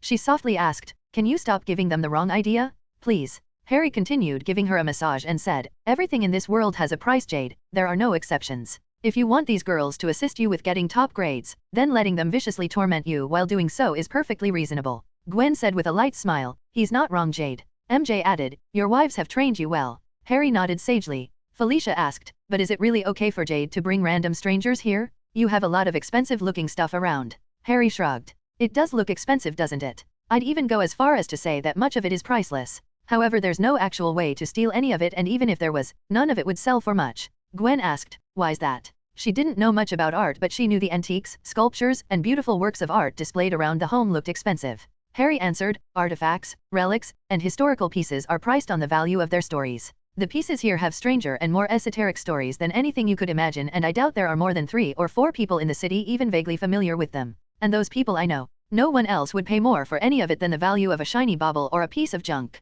The paintings on the other hand were all painted by Wanda, one of my wives. Felicia asked, really? She's very good. I've seen lots of paintings before but none I really liked. These I like though. Harry nodded and said, I know she'd appreciate it if you told her that later. Felicia nodded and said, no problem. But what do you mean there is no way to steal it though? I don't see any security. Harry asked with a smirk, so you're very familiar with security systems then. The silver-haired teen crossed her arms and pouted as if she had been falsely accused of something. My mother updates her alarms every few months to the best in the market. Harry nodded as if he completely believed her and walked away from Jade over to a framed relic and took it off the wall. With the frame in hand he walked over to the door, but once he got close a light flashed and the hallway to the door was gone. It had been completely filled in. Harry then walked back over and put the frame back on the wall and said, every room has a hard light projection system built into it. The Federal Reserve wishes it had a system like this. The only catch is that hard light constructs can only form in an enclosed room, so they can't be used outside. While inside, however, I make the rules. In order to steal something, they have to come inside. And no one who comes inside can break my rules without consequences. Harry snapped and the force field over the hallway vanished in another flash of light. Gwen shouted, that is so cool. How does hard light even work? I've seen papers on the dash. Harry interrupted, it's just a static barrier with a hologram over it. The barrier itself is made of 3 waves which are emitted by 3 or more emitters built into the walls. When the waves cascade against each other, it vibrates in a way which causes the location of the vibration in space to act like a solid. The tricky part is moving the position of the barrier to mimic real movement. The programming and calculations can't be done without specialized processors. Gwen blinked twice and said, wow, you're a really good teacher. MJ added, yeah, even I understood that, and I'm nowhere close to Gwen's level in science stuff. It's what I do. In any case, I don't have a car, so make sure to either head out before dark or confirm a ride if you plan to stay until after the sun sets. Felicia asked, how come a guy like you doesn't have a car? Harry shrugged, couldn't build a carport due to the location of the property, and I don't like parking garages. He got a license a few days ago, but up to this point he never had a reason to get a car. As Harry walked upstairs, MJ leaned over to Jade and said, "For someone who complains so much, you didn't seem to mind him rubbing your shoulders." Jade did her best to sink through the bottom of her chair and muttered just loudly enough for the table, and those with enhanced senses, to hear, "He gives really good massages." The girls burst into laughter as Harry reached his study and sat at his newly built supercomputer. Thankfully, most of the work for his businesses and deals with the goblins could be done over a computer. Harry loved his new technopath perk. Technopathy was basically a specialized form of electromagnetic sorcery, and though Harry tried to figure out the trick to it a few times, he was never able to manually replicate the effect. With the perk, that was no longer an issue. Technopathy allowed Harry to communicate with computers with his mind. That meant that Harry's programming speed was no longer limited by the physical materials his keyboards were made of. He could program at the speed of thought. Harry's new computer was built specifically with technopathy in mind. Everything else he built up to this point was actually immune to technopathy, as Harry considered it a security risk, meaning now that he had to create some technopath interfaces with securities against other technopaths built in.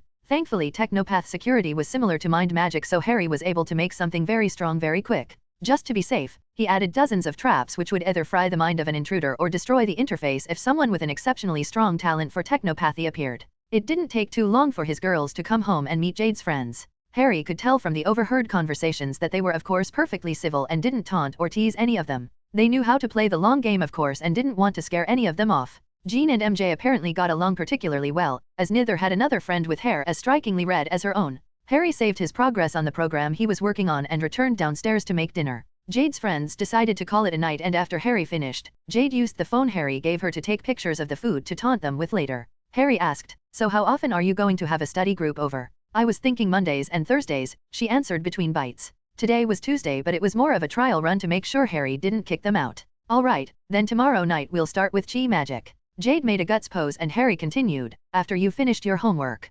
"TCH? You don't have to tell me that." Harry only had 2 energy physics classes the following day. During the first one, Harry's phone got a text message. Thanks to the technopathic interface Harry built inside it, Harry could read the message without even looking at it. It was from Jade. "Dragon at school, help." Harry internally sighed. He was still teaching class, but he panned for stuff like this, so he walked over to his desk and bent down as if he was opening one of the lower drawers, which allowed him to be completely out of the line of sight of the students. Harry had confirmed there were no cameras in this room or pointing at him from afar, and he cast an invisibility spell on himself and silently operated away. Harry appeared on the roof of the school and immediately sensed the dragon chi. Jade was in a locker room with a few others, and a tiger-sized green dragon had broken in and was chasing them while doing damage to the various lockers. Harry simply operated in and stunned the dragon. It was a common demon dragon, and Harry only needed a moment to understand why it was there. Jade had 2 talismans in her possession. Harry confirmed everyone was decent and walked over to Jade and said, "Talismans. Now." Jade lowered her eyes and obediently handed him the horse and the rooster talisman she'd brought to school. Harry then handed her a lunchbox containing a roasted chicken leg.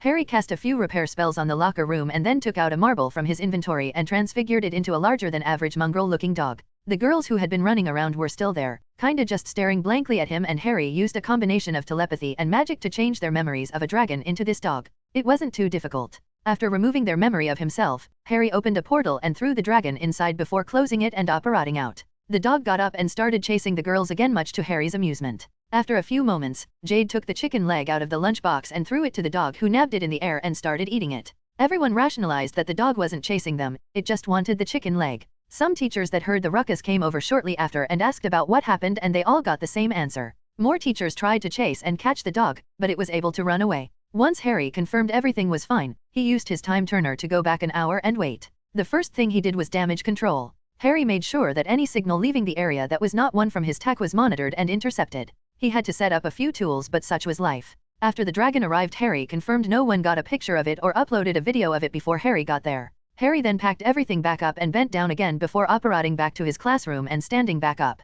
To the class, Harry had just bent down and got back up. This was the main reason Harry got a time turner. He knew he'd get caught eventually, but when he did, he'd at least have a foolproof alibi. A few hours later, Harry was sitting on the waiting room couch when Jade returned. Harry had already looked over the dragon and figured out what happened. Rather than scold her once she came in, Harry said, "Sit," while pointing to the spot next to him. She quietly sat and seemed to expect some shouting. Instead, Harry said, "I don't know where those talismans used to be kept, but I suspect that Uncle placed some heavy protections on the place to prevent the dragon chi from leaking out. I don't know how many times you've taken those talismans out before, but I suspect that Uncle had either directly or discreetly given you something to hide the dragon chi. He never told you how chi magic works, so you wouldn't know any of this, of course, and you wouldn't know the consequences of walking around without those protections." Jade asked, "But how in the hell did a dragon just wander into New York?" Harry shrugged. You went from the west coast to the east coast without any magic protection and 12 sources of demon dragon chi from an immortal sorcerer. I suspect those talismans left a scent and that dragon simply came across it and followed it to New York. This house prevents anything from leaking out of it, but when you took those talismans out, the dragon was able to follow the scent. Jade asked, so there are actual dragons just wandering around the world. Harry nodded. Yep. Though most that do can hide as if they were air until they find what they are looking for. Jade shook her head and leaned a bit onto Harry. How do you know so much? I have a skill that lets me memorize books and I've read from collections that were thousands of years old and memorized them all. It was true. Harry not only read every book in Camartage, but every book in the other 3 sanctums and many, many more. Think I'll ever be that smart? You're already smart. You just need to learn how and when to apply wisdom. So, why did you bring 2 talismans out of the house? It's true, healing, weak telekinesis and flight are certainly not the worst ones you could have brought, but why bring any? You weren't going to show them off, were you? Jade didn't even register her head was already on Harry's shoulder and said, no, I feel better when I have them, I guess. It's comforting. They were actually locked up pretty good in San Francisco. They'd upped the security and included all kinds of stuff. But I just really needed to see them. I even made some fakes and after breaking in, I swapped them all out. Section 13 doesn't even know they're missing and since they'll never use them, they never will. Harry figured that Jade had many near-death experiences and relied on the talismans to stay alive. Do that too many times and you won't feel safe without your means of protection. Harry said, well, let's start on our first chi magic lesson, alright. Jade got up and said, you mean you're still going to let me practice magic? I said I would, didn't I? Jade's eyes looked a little watery and she quietly said, thank you, Harry. No problem. Now let's head to the basement. I've got a few things already set up. Jade wiped her eyes and gave a big smile, cool, and ran down. The first step of chi magic was, unsurprisingly, boring. It required meditation to gain awareness of the chi. Once awareness reached a certain level, you could control it and use it for magics. Jade pointed out, I've never done anything like that. Harry wasn't surprised. He said, apparently when a chi wizard uses chi magic, they must consciously emit it. You on the other hand have so much chi, you unconsciously emit it. Whoa, doesn't that mean I have like, buttloads of chi? Harry looked at her seriously and without any humor in his voice he flatly said, yes Jade. You have buttloads of chi. Aren't you proud to have buttloads of chi? Would you like a shirt that says I have buttloads of chi? Shall I go tell Jean and the others of your dash? Okay, I get it. Enough. Harry's blank face broke out into a smirk and said, in life, the more you can carry, the greater the weight of the world. Unless you decide to live in a cave, strength and responsibility go hand in hand. There is no good way around this, so you're just going to have to accept it. Jade rolled her eyes. Why do you sound like an old man? Harry shrugged. I've lived a very rich life. Jade said, I call bull. I've had tons of adventures too and I don't talk like uncle. Really, what's the furthest you've gone back in time? The 70s. Harry said, 7th century. I pranked a group of necromancers, killed an immortal dragon, rescued Merlin, and insulted Morgan Le Fay's fashion sense. What? Harry continued as if oblivious to the dumbfounded look on Jade's face. Probably shouldn't have done that last one though, she did get me back.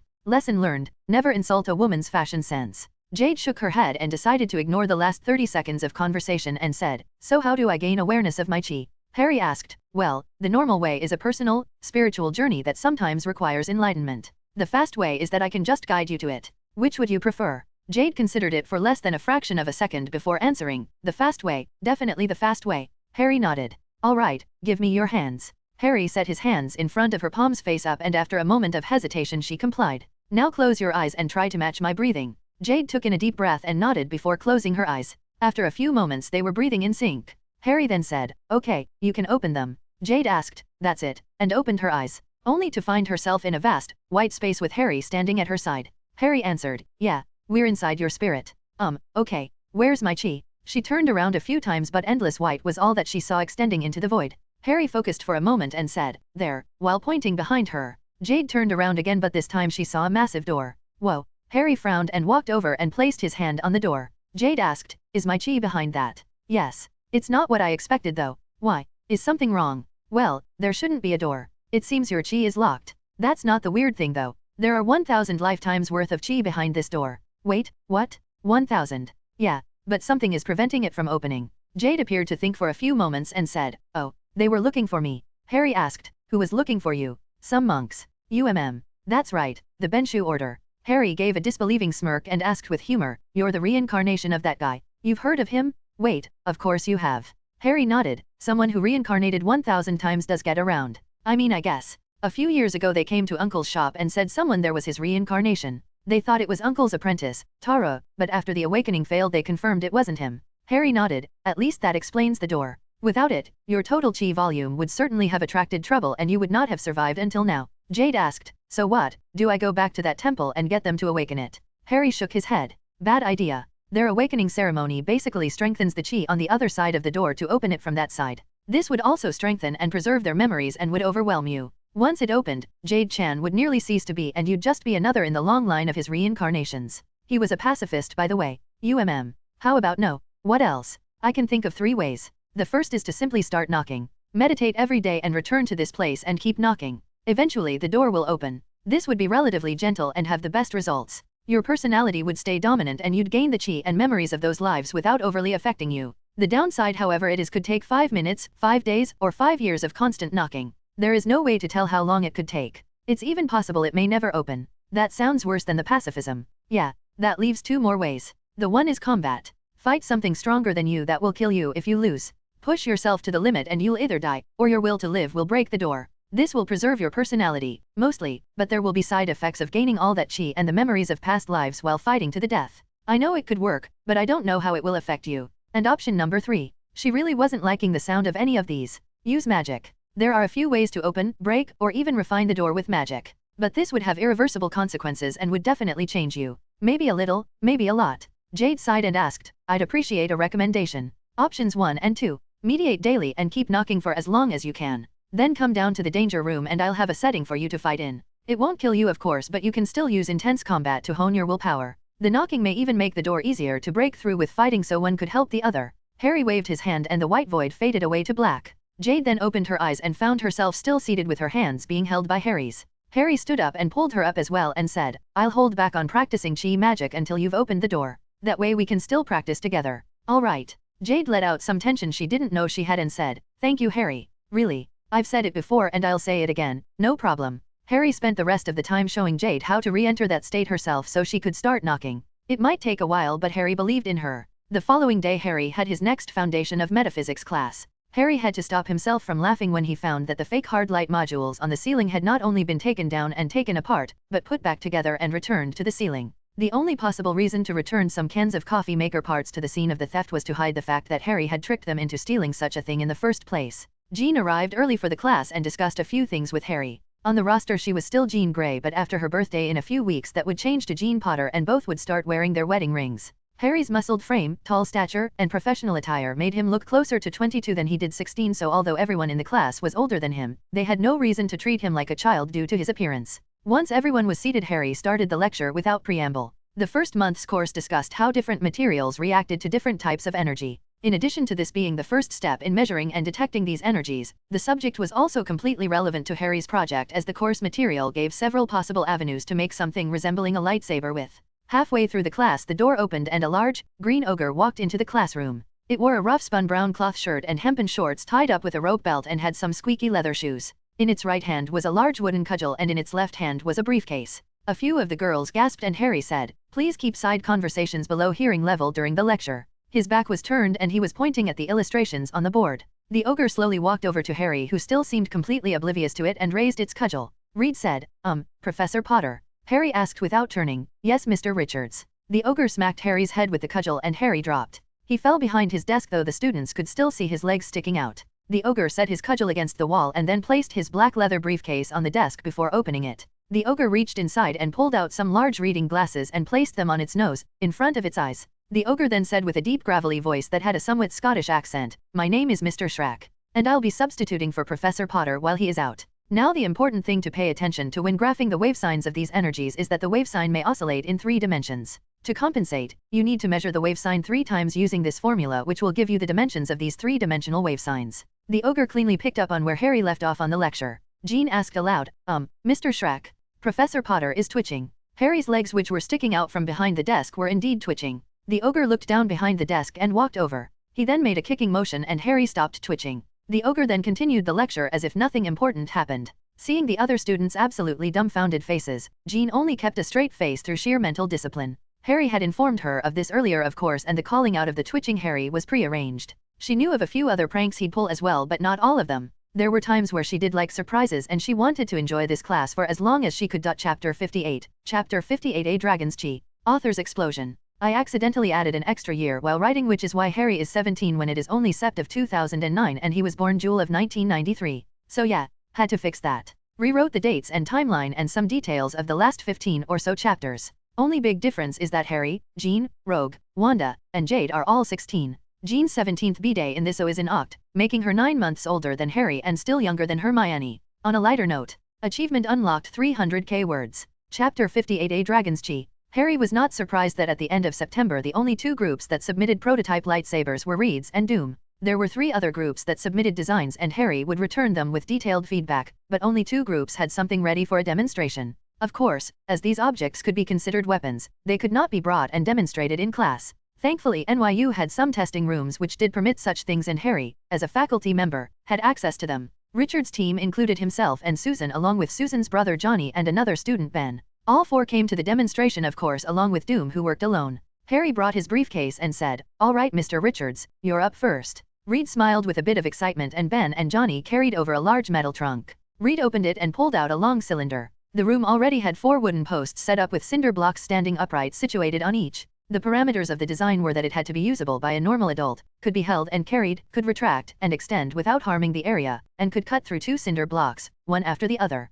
Richard started to focus and pressed a switch on the side of the cylinder. A thin rod started extending out. The end of the rod was bent out and had a string which was kept taut by the extending rod. It reminded Harry of an extendable fishing rod. Once fully extended, Richards pressed another switch. Harry could tell that Susan, Johnny, and Ben all held their breath for a moment. The string started glowing and after a moment became incredibly bright. Harry smiled. It was relatively simple but a good idea. The string heated up to a ridiculous level when electricity was put through it and the extra long handle was mostly a very heavy battery. Reed held the rod out with the string side facing the block and swiped it through with a mighty swing. The string successfully vaporized the side of the block on contact and the block fell off the post in 2 halves. Susan and Johnny jumped up and shouted, "Yes." Ben simply showed a satisfied smile. Harry said, "1 down." Reed held back his own excitement and walked over the second block and swung it the same way. The wire snapped and recoiled back towards Richard's face, and was blocked by the barrier which immediately appeared and completely contained the rod and wire. Reed's team gasped when the wire snapped but were just as startled when the barrier appeared. Doom calmly asked, "Did you install a hard light system in this room as well?" Harry shook his head. "There is no installation. Those canisters in the class are filled with coffee maker parts for anyone who thinks they are bright enough to steal from me." Harry tapped his suitcase and said, "This contains the system. Did you notice I've never opened it? Anyways, good work Reed." Ben said, "But it broke." Harry shrugged. Anyone who has never been maimed by one of their own experiments has no right to call themselves a scientist. Susan, Ben, and Johnny all looked at Reed with the same motion and gave him a knowing smile while the man himself could only laugh awkwardly. Harry said, "Dr. Doom, you are up next." Harry was not oblivious to the fact that Victor Von Doom only took a single class this semester with the rest of his time being under independent study. He obviously didn't need to be taught the material from a teacher but Harry was the exception. Still, out of professional courtesy from one doctorate to another Harry would use his title unless the man started otherwise. Doom brought out a handle that was far smaller and sleeker than Reed's. He flicked a switch and a thin metal bar extended out. The bar then flipped over and unfolded itself like origami until it was the length of a standard sword. Doom swung the blade twice and then flicked a switch which caused it to fold back up. The pair of blocks fell down into 2 pieces each. Reed and the rest watched with stunned expressions. He made it look so simple. Harry smiled again. A folding sword with a near monomolecular edge. Harry asked, "May I see it?" Doom handed it over and Harry inspected it. With a smile and a shake of his hand Harry said, "Sorry, but this blade is disqualified." Doom paused for a moment and asked, "For what reason?" in a cold, hard voice. Harry answered, "It does not fall within the set parameters." "Tell me Dr. Doom, if Reed here were to take this in hand and swing it against a block, it would likely cut the first one. But if Reed used it, would it cut the second? The third?" One of the parameters was that the tool could be used by a normal person. A normal person does not have the energy resources you carry on your person to power the system you've built in which preserves the edge of the blade. Without that system this could, at best, cut a single block. Harry tossed the handle back to Doom who nearly missed the catch because he was caught off guard by what Harry said. Harry didn't say it directly, but he basically implied that he knew that Doom used magic runes inscribed on the weapon which were powered by his own sorcery. Harry said, "If you had included an internal power source you certainly would have won." Although Harry said that he knew it was not so easy to store magic. Doom calmly stated, "I am not convinced. Even if my design could only cut a single block, it still matches Reed's and mine did not harm me." Harry nodded, "Yes, but my grade is determined by completeness and potential. If all the flaws in yours were removed it would lose to Reed's should all the flaws in his be removed. But if you're still not convinced, I'll give you a chance." Harry pulled out an elegant silver handle from his pocket and showed it to everyone. He then flicked a switch on it and a glowing line of light shot out from the top of the handle and stopped at the standard distance one would keep a sword. Harry adjusted his wrist so the dimensions could be seen. It was glowing pure white and seemed to be a flat blade of light. Harry said, "This meets all the parameters I gave you and has a battery life of about 10 minutes, which isn't too bad for its size. Extend your blade once more and let it meet mine. If your blade cuts my own, I'll show you how mine works." Doom narrowed his eyes but pulled out and extended the blade. Harry took a standard sword posture and was mirrored by Doom. Without a signal they swung their blades with a flash of light. Reed and the others watched this exchange with bright eyes and shallow breath. Although swung, both blades remained the same length. Doom muttered, "Damn it." The top half of his folding sword fell off the remainder of his blade. Doom collected before leaving without a word. Once he was out of the room, Ben and Johnny shouted, "Whoa." Johnny said, "That was awesome." Ben added, "It's good to see him taken down a peg." Harry shrugged and said, "All right, time for review. First, use capacitors instead of batteries next time. They take longer to charge but they are so much lighter and I was worried your arm was going to fall off holding that thing." Johnny and Ben laughed and Harry could swear he heard an "I told you" from Susan. Harry continued, "Next, instead of using a single exothermic metamaterial string, you could cord a band of them around something stronger.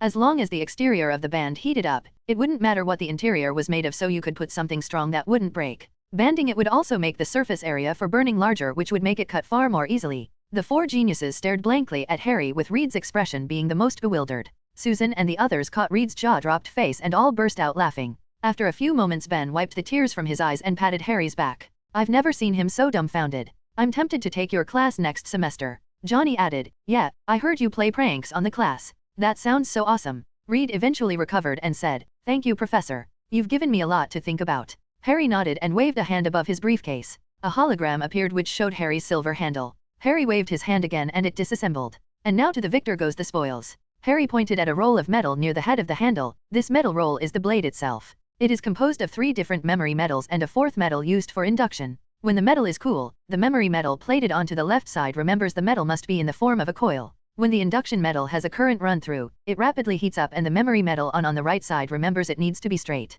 So the blade is just a roll of metal that straightens and rolls back up when a current is put through and when the current stops. Harry demonstrated each aspect of this in the hologram. The 3rd memory metal is actually similar to what Dr. Doom did. When heated, a very, very, very thin roll of metal at the edge unrolls out and is thin to a point close to a monomolecular edge. What makes this different from Doom's though is that the edge isn't damaged when it cuts, it simply rolls back up a little and unrolls again once the cut is over for the next cut. This feature actually preserves the edge of the blade. Harry then went into lecture mode about how he processed the materials to achieve these properties and how it was assembled. The faces of wonder in the group made Harry's inner teacher feel satisfied. At the end of the lecture, Susan said, "Professor Potter, I'm sorry to say but we are going to miss the classes held on the last week of October." Harry thought about it and asked, "Does that have anything to do with the fancy rocket the Storm Foundation is building?" Richard blurted out, "How did you know about that?" Harry returned a smirk which told Reed and the rest he didn't know for certain, but Reed had just confirmed it. Susan, Johnny, and Ben sighed and Reed palmed his face in embarrassment. Harry laughs at their antics and says, "I know a lot.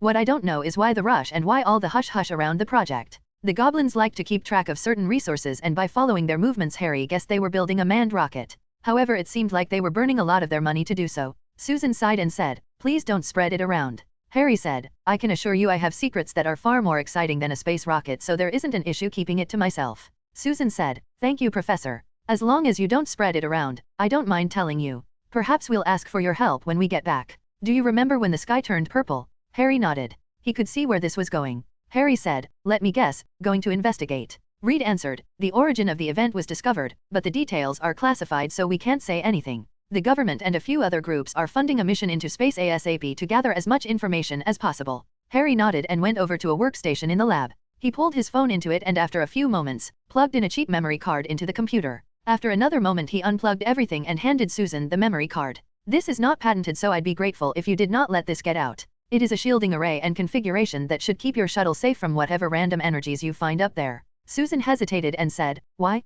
Are you sure?" Harry insisted and said, "If anything happened to you guys then I would be out 2 of my favorite students and left alone with Doom. Don't do that to me." He then pressed the card into her hands theatrically as if it was a matter of life and death. Ben said, "He's got a point, Sue." Susan eventually relented and agreed. As for how to get them excused from class, Harry had an idea. The main reason Harry gave them those designs was because he had some idea what was waiting for them. That big pyramid was still floating in the sky. It still had 5,000 years worth of energy stored and had been messed with by Harry's wizard magic saturated obscurus particles. He didn't want them taking a chance, so even if those plans got out, it was fine as long as they weren't harmed. Back at the house, Jade was impatiently waiting for her first lesson in sorcery. The door-knocking thing had not been going well, and no matter how much she pushed herself in the danger room, there weren't any results. There were times when she just took the talismans into the danger room and had hordes of monsters charge out just so Jade could use the talismans to violently destroy them all. She found it therapeutic. Harry walked over to the study Jade was waiting at and brought over an ancient, heavy book and opened it up. Harry said, "This is your first lesson in sorcery.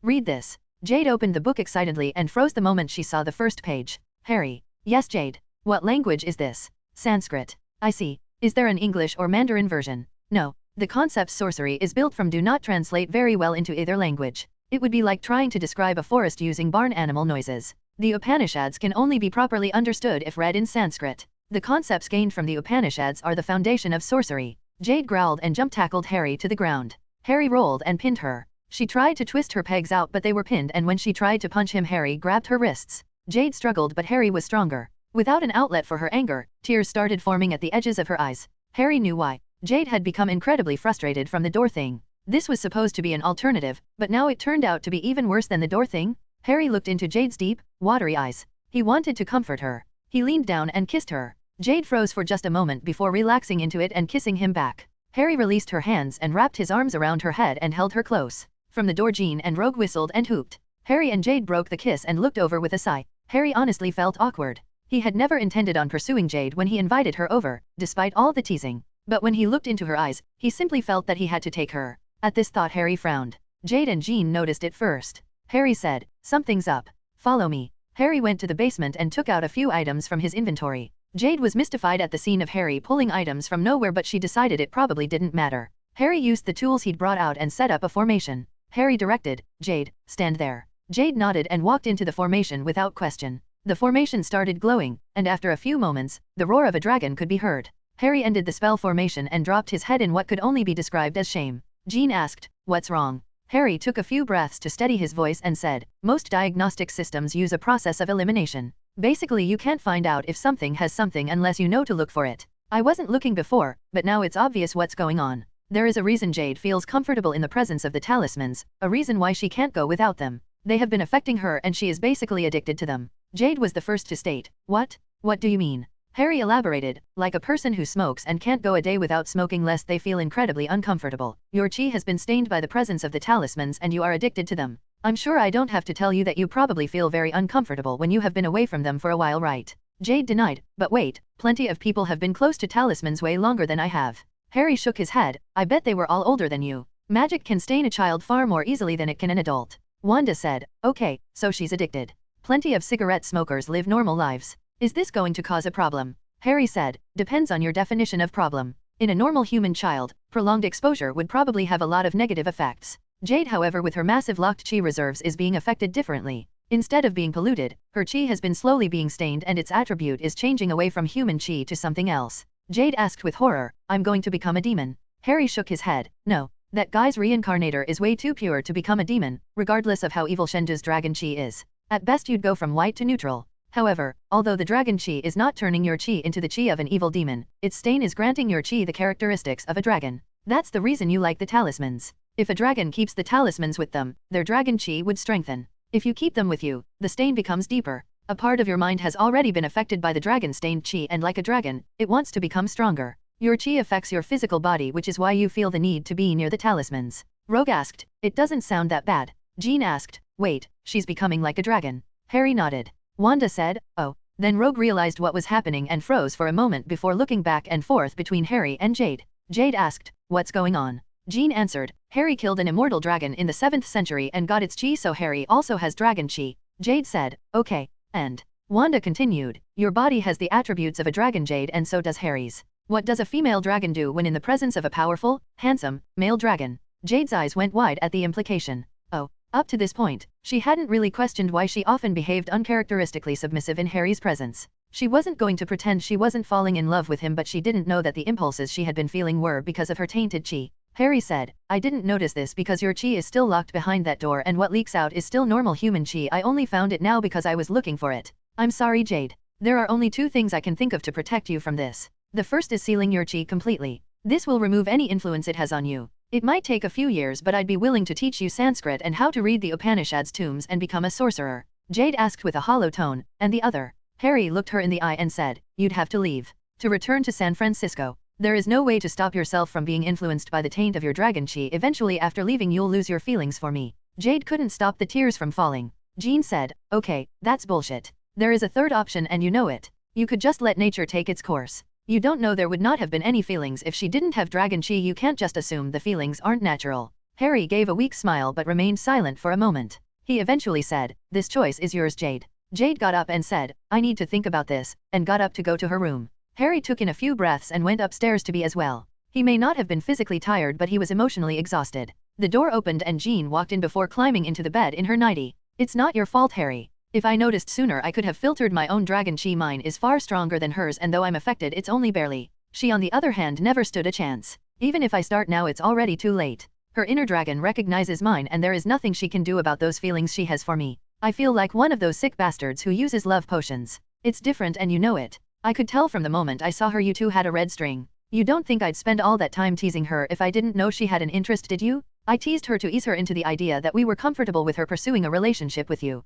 Harry mostly knew this, of course. There was something of a constant connection between him and Jean, though he often ignored parts of it so that Jean's thoughts and ideas would be private to her. Harry turned over and set his hand on her face and looked his love in the eyes. He asked, "How long until you leave?" Jean visibly sunk down but pressed her face gently into Harry's hand. "I can make it to the end of the semester. If I push it, I can hold on until Christmas. But then I have to go." Harry understood. When Jean accessed the Phoenix's power, she gained the Phoenix's knowledge. Even when she stopped using it, she remembered what she learned and felt what the Phoenix felt. She felt the compulsion that the Phoenix Force felt to enact the judgment of the Phoenix to burn away that which does not work. When she fought against the Apocalypse-empowered Xavier, she tried to use as little power as possible, but it was still enough to understand the nature of some of the planets which needed burning. Jean felt many of them could in fact be ignored for now. The impulse was strong, but she felt there would be no great difference for some of them if they were burned now or 100 years from now. There were other planets where this was not true, however. There were planets where Jean could not justify their continued existence for a second longer and she had to use every ounce of willpower she could and all the love in her heart to stop herself from flying off into space to enact judgment. Harry could feel it too. It was not as strong, of course, but the Phoenix perk did give Harry a glimpse of what Jean was feeling. Harry said, "I might have a way to get you home faster." Jean looked at him suspiciously. "How? What if I built a Phoenix fire bomb that could burn the planets for you?" "What? No, absolutely not. This is my burden." Harry smiled and wrapped his arms around her before pulling her close. "You remember that the Phoenix gave me permission to act in her name, right? I am your partner and you are mine. Your burdens are my burdens just as mine are yours. I have just as much responsibility for this matter as you do." Jean hated it when Harry used logic. It was the divine enemy of passion. She asked, "How would that even help me?" "Well, from what I've calculated, the longest part of your trip will be the recovery period. The energy it takes to burn a world is likely more than your body can sustain. Probably enough to kill you. After burning a world, you'll have to take a period to revive and recover. If you use my bomb, you won't need to burn out your body to act. You just charge the bomb, throw it, watch the show, go the next world, and repeat. There are what, 5 worlds you can't ignore." Jean nodded. At the moment the total amount of worlds that Jean felt the irresistible compulsion to burn was only 5.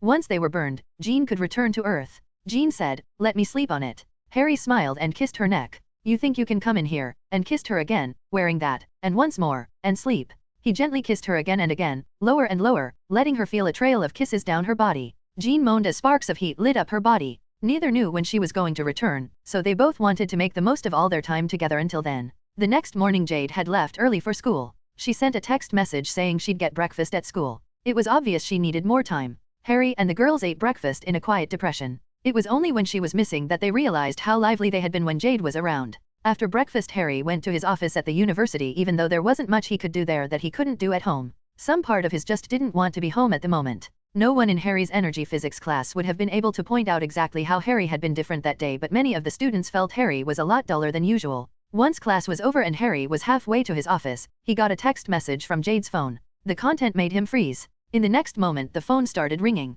Ping. Quest, enter the dragon. Rescue Jade from the hand. Bonus, defeat the hand using dragon chi. Bonus, fool witnesses. Harry's eyes twitched. Some people obviously didn't understand how good it was to be alive. Author's note. Yes, cliché, but this is Marvel after all. I'll have another chapter out tomorrow. I've decided to include passion scenes but no actual smut. It will be implied of course so that the feelings between the characters can be displayed, but nothing actually smutty will be included. Chapter 59. Chapter 59 A Dragon's Wrath. Harry took out his phone and opened the message that had been sent. He could tell what it was through his technopathy, but he would still look at it before answering the ringing phone. The text message contained a picture of Jade, unconscious and badly beaten up, and a sentence: "If you want to see her alive, follow our instructions." And it was sent to Harry from Jade's cell phone. Harry steadied his breath, opened the call and answered flatly, "Speak." "Mr. Potter." I was an older man's voice. "I am sorry we had to meet under such unfortunate Harry interrupted, "Despite my public image, I am not one who wastes time so frivolously. You have something I want.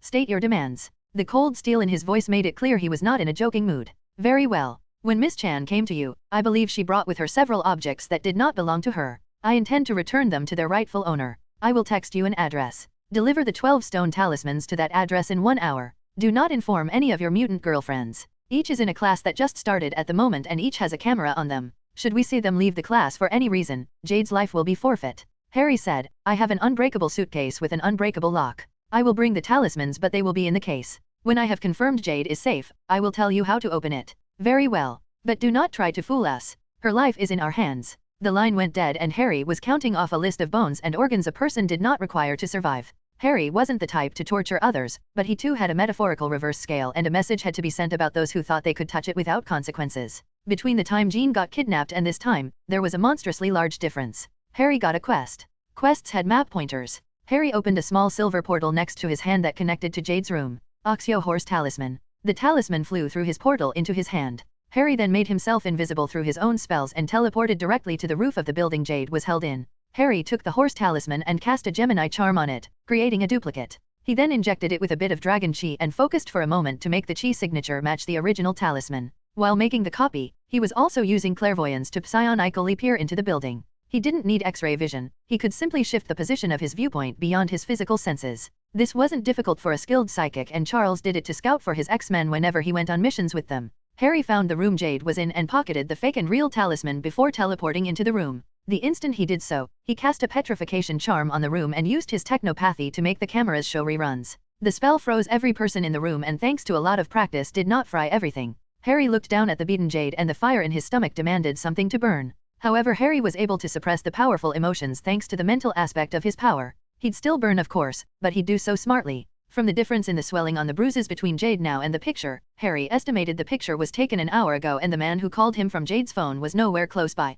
Harry removed the ropes which tied her up and plucked a hair from her head before he used the horse talisman on her. There were other ways to heal her, but oddly enough this would be the most effective as she was used to it. Jade quickly looked up expecting something dangerous and saw Harry. "Harry? Heh, I knew you'd come." She tried to play it off. Harry smiled warmly at her and opened a portal that went directly to her room. He handed her the real horse talisman and said, "Wait for me in your room. I'll be back in 5 minutes, okay?" Jade nodded and left. She didn't have to guess what Harry was going to do. She was right of course, but she certainly never would have guessed how Harry was going to do it. When the portal closed, Harry took out a polyjuice potion and put Jade's hair into it. After the potion settled, he drank it down and transfigured his clothes to look like hers. If Harry destroyed the entire facility and killed everyone inside, the ones he was supposed to meet in an hour definitely would not come, and worse, they might try again. However, allowing a 16-year-old girl to be held captive a moment longer than possible was not an option for Harry. Since he could be in 2 places at once, this was the easiest method. Harry used a simple illusion to give him the same battered appearance Jade had and positioned himself with the ropes around him.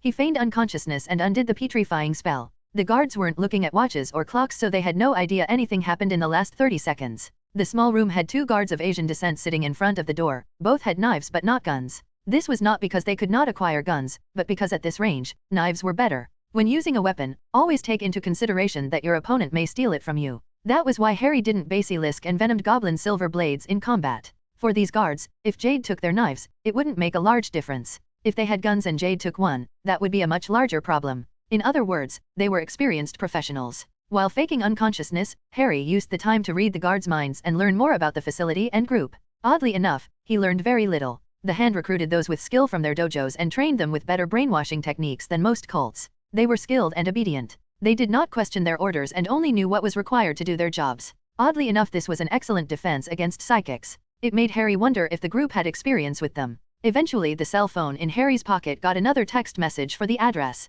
However, it was not this location, which meant that they probably wanted to play games with him. He wanted to say that was the wrong choice, but considering the actions that lead up to this point, saying that seemed rather redundant. Harry's technopathy had already taken control of the computers at the facility and Harry was transferring the information to his phone so he could read it off from there. The time for the exchange had come and the guard received a call. The guard walked up to Harry, pulled his hair up and placed a knife to his throat. He said, "I know you're awake. You're going to say what I tell you to say. Otherwise I'm going to cut out your tongue. The man had just received orders over the phone and he simply followed them. In total, the warehouse they were in had about 30 people. Harry confirmed over the last hour that none of them were good. Now that Harry understood what they intended to do, the lot of them had outlived their usefulness. Without bothering to respond, Harry paralyzed both guards once more with spells before taking the phone of the first guard and pocketing it. Harry used some internal magic cycling to burn through the remainder of the polyjuice and return to his normal form. He already ordered all the cameras in the building to run on a loop and had shut down all communications into the building. Harry opened his inventory and put on a few items including a demon face mask and took in a deep breath.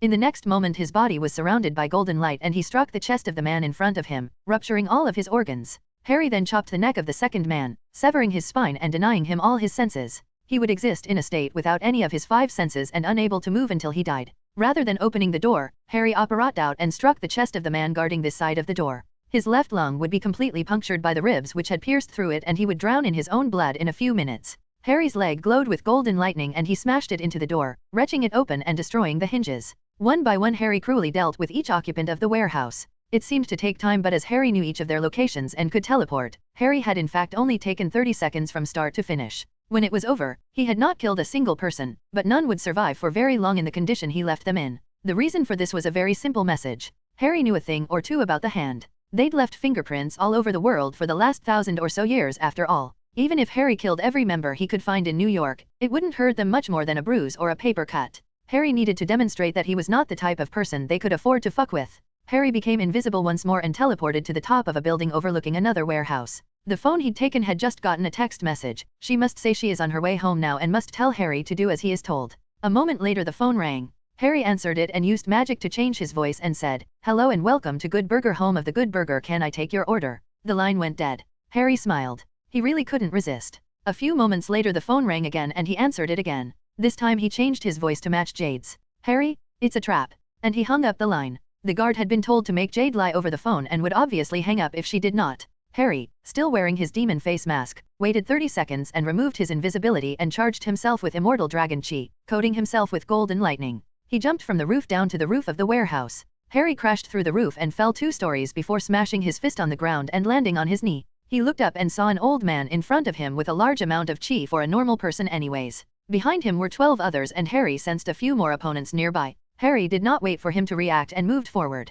The old man moved far faster than one would expect someone of his appearance, but it was nothing to the chi-empowered Harry, who thrust his fist into the man's chest cavity and gripped his heart. The old man could only look dumbfounded at the hand going through his chest as he stared up at the demon mask staring back at him. Harry twisted and kicked the man backwards while ripping out his heart. Those behind him dodged the body of the old man which had been kicked forward and charged at Harry together. Harry dropped the still beating heart and took a step to the closest one who seemed to be attacking in slow motion, even slower than the old man. Harry leisurely struck his armpit to dislocate his shoulder, struck his side to rupture his liver, and stepped into his while smashing his own hip against the assailant's own, shattering it to pieces. Before the first victim fell to the floor from his injuries, Harry had already moved on to the next. Harry knew he was bullying them. A master martial artist that could perfectly control their chi was 10 times stronger and faster than a normal human. A grand master martial artist could move 20 times faster. Harry's AGI and STR stats at level 245 were both at 330, meaning his base speed and strength was 33 times faster and stronger than a normal human. And that was without the immortal dragon chi. Within 7 seconds Harry had killed or disabled all 12 and was rushing towards those who were further away. 2 of them escaped as they didn't have enough chi for Harry to easily detect, unlike these masters. Once everything was settled, Harry left out the back and vanished into another warehouse. Once he was sure he was no longer being monitored, he teleported to a safe location and used the time turner to go back 2 hours. Harry was partially surprised that the quest had not completed yet, but he knew that he was only part way done. There were 3 checks next to the first 3 listed items, but fool witnesses needed an extra step to complete. The fire in his stomach had been satiated. This time was just a warning. If the hand didn't want to be reduced to the finger, they would think twice before messing with Harry again. Once the time matched, Harry teleported back to his university office and left the normal way. He walked down the hall, down the stairs and out the door before crossing the street and entering his own house. He walked up to Jade's room and knocked. A moment later she opened the door and Jade wrapped Harry in her arms and started crying. She had put on a brave face earlier, but once she was safe, she had been able to let it out. Harry walked her over to her bed and sat at the edge while holding Jade to him. He didn't ask what happened. He'd gotten the answer from the men who'd taken her. They staged a knife mugging in an alley along the way from Jade's walk to school and Jade, being Jade, ran in to help. The alley was then closed off from witnesses from both ends and ninjas of all things swarmed out from the alley doors and fire escape windows. They had a tool which could detect Shendu's talismans and could tell Jade didn't have any, and though Jade was much stronger than an ordinary expert due to the chi which leaked out of her, she could still be brought down with human wave tactics and was eventually knocked out. Harry pulled out a cup and said, "This is called a draft of dreamless sleep. Take it. I need to finish sending a message to the hand." Jade sniffed and wiped away some tears before saying, "You don't have to. Please. I'll be fine, Jade. They only touched you because they had no idea who they were messing with. After today, that will not be the case." He handed her the cup and said, "I'll be here when you wake." Jade nodded and drank the potion. Harry tucked her in and took out a heavy-duty metal suitcase from his inventory and tossed the horse talisman copy inside before closing it. Harry left his house from the front door and called a cab to drive him to a location near the meeting point. He was aware that at this point, those monitoring him had probably figured out something had happened. They no doubt had monitored Jade's school, and her not showing up would be a red flag. Harry returning home in the middle of the day and heading out with a briefcase in a cab to the warehouse district was likely to catch a few eyes. After about 15 minutes of New York traffic, Harry got out of the cab and walked the rest of the way. He left early and took a cab of all things, so if whoever was monitoring him didn't beat him there, then they weren't going to be worth his time when they finally approached him in the future. Thankfully, his technopathy could sense a large band of monitoring equipment once he arrived. A good show needed an audience after all. 3 well-trained men in combat attire walked over to Harry. One of them said, "Mr. Potter, please follow me." Harry didn't bother the small talk. He already knew how this show would end and had nothing to say to these extras.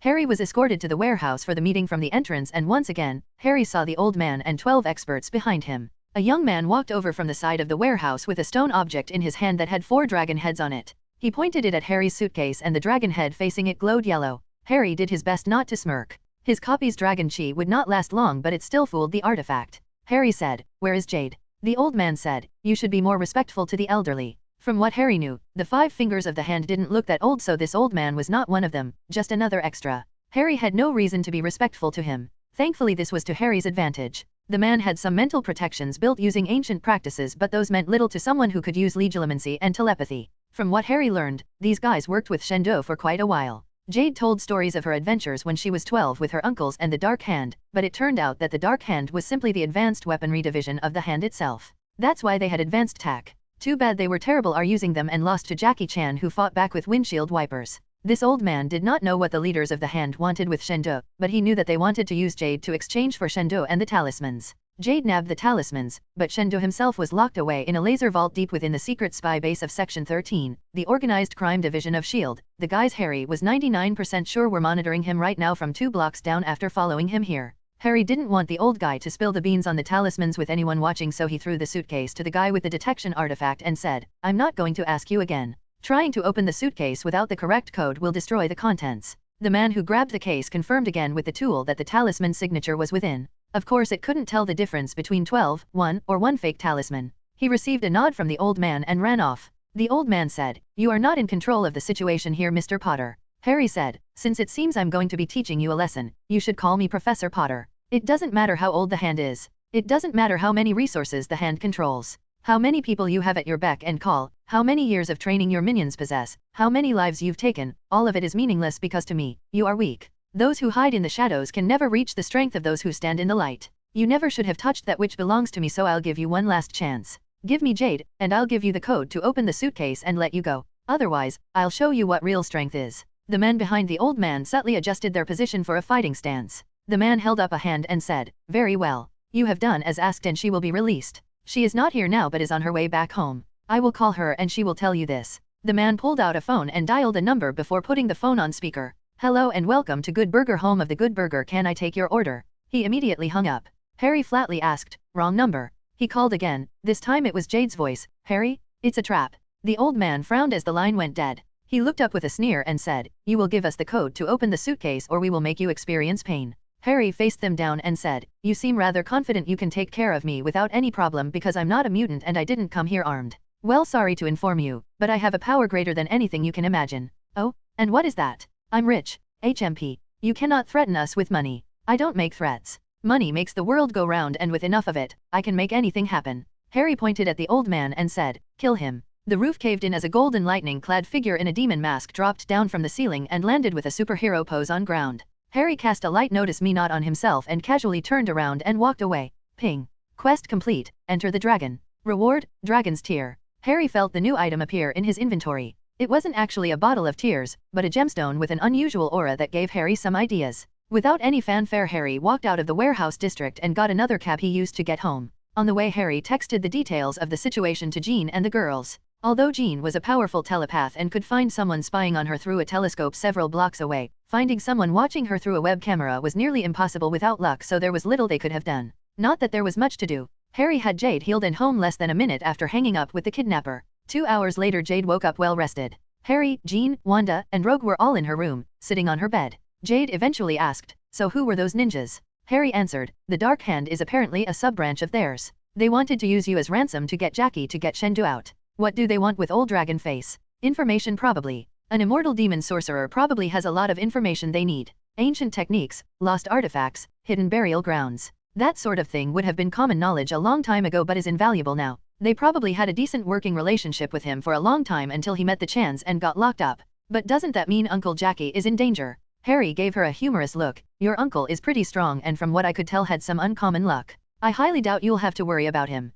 Jade considered it and said, "That's true." After another few moments of thought, Jade nodded to herself and said, "All right. I've decided. I want to stay here and keep training my chi." Harry said, "Are you sure?" Jade smiled, "Absolutely. And it's not just the dragon chi and not just you. I've never had real friends who cared about me. I've only been here a little over a month but this feels more like home than San Francisco ever did. I like my school, I like my friends. I love this house and I love you too." Jean leaned all the way over the bed and embraced her in a tight hug. "Welcome to the family." Rogue asked, "Do you want some time alone?" Wanda gave a knowing smile. Jade shook her head. "No way, he has to at least take me out on a few dates first. Is that right? Are you doing anything this weekend?" "No. Why are you asking?" she asked mischievously. "Well, I'd like to ask you if you would, say, like to unlock your chi. I'd love to dash, wait. What? What about my chi?" Harry smirked. It was going to be a good week. Author's note. In case you're wondering about the gore, I don't really consider Harry human. Normal humans wouldn't consider ways to more effectively burn down entire planets in order to get their lovers to come home early from work.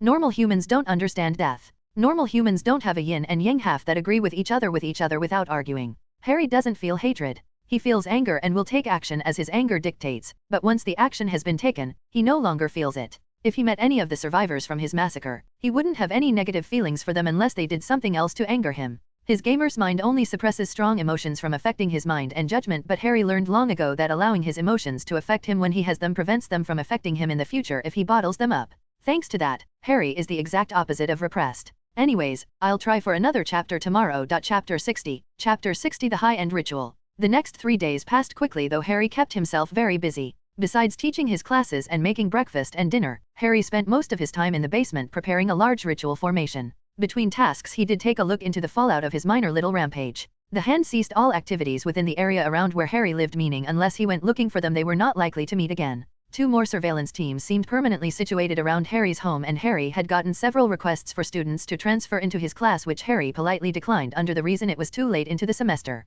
He wondered how many spies would apply for his class next semester and if he should allow any of them. They would certainly be more fun to prank. The last Foundations of Metaphysics class had Harry introduce the next project. Alright everyone, the last project was about learning to use different materials and energy in different ways. The next project is about performing complex tasks in unsuitable environments. Harry brought up a slideshow of several high-powered magnets with their magnetic fields outlines. He then walked over to the door in the back of the classroom that lead to the storage space and brought out a 3-foot-tall, fully articulate, wooden puppet with string joints. The next project will be to take one of these guys and modify it in a way that will allow it to walk a distance of 20 feet through a field of overlapping high-powered electromagnets. The parameters are as follows. The puppet must be used as a base. The total weight added to the puppet cannot exceed 10 pounds and no forms of adding lift, such as balloons, may be used. The means of movement must be alternative steps without movement between steps. So no roller blades or the like. And finally, the walking must be autonomous. No remote controls. Some of the students began to think on how to accomplish this, but the brighter students shared the same frown.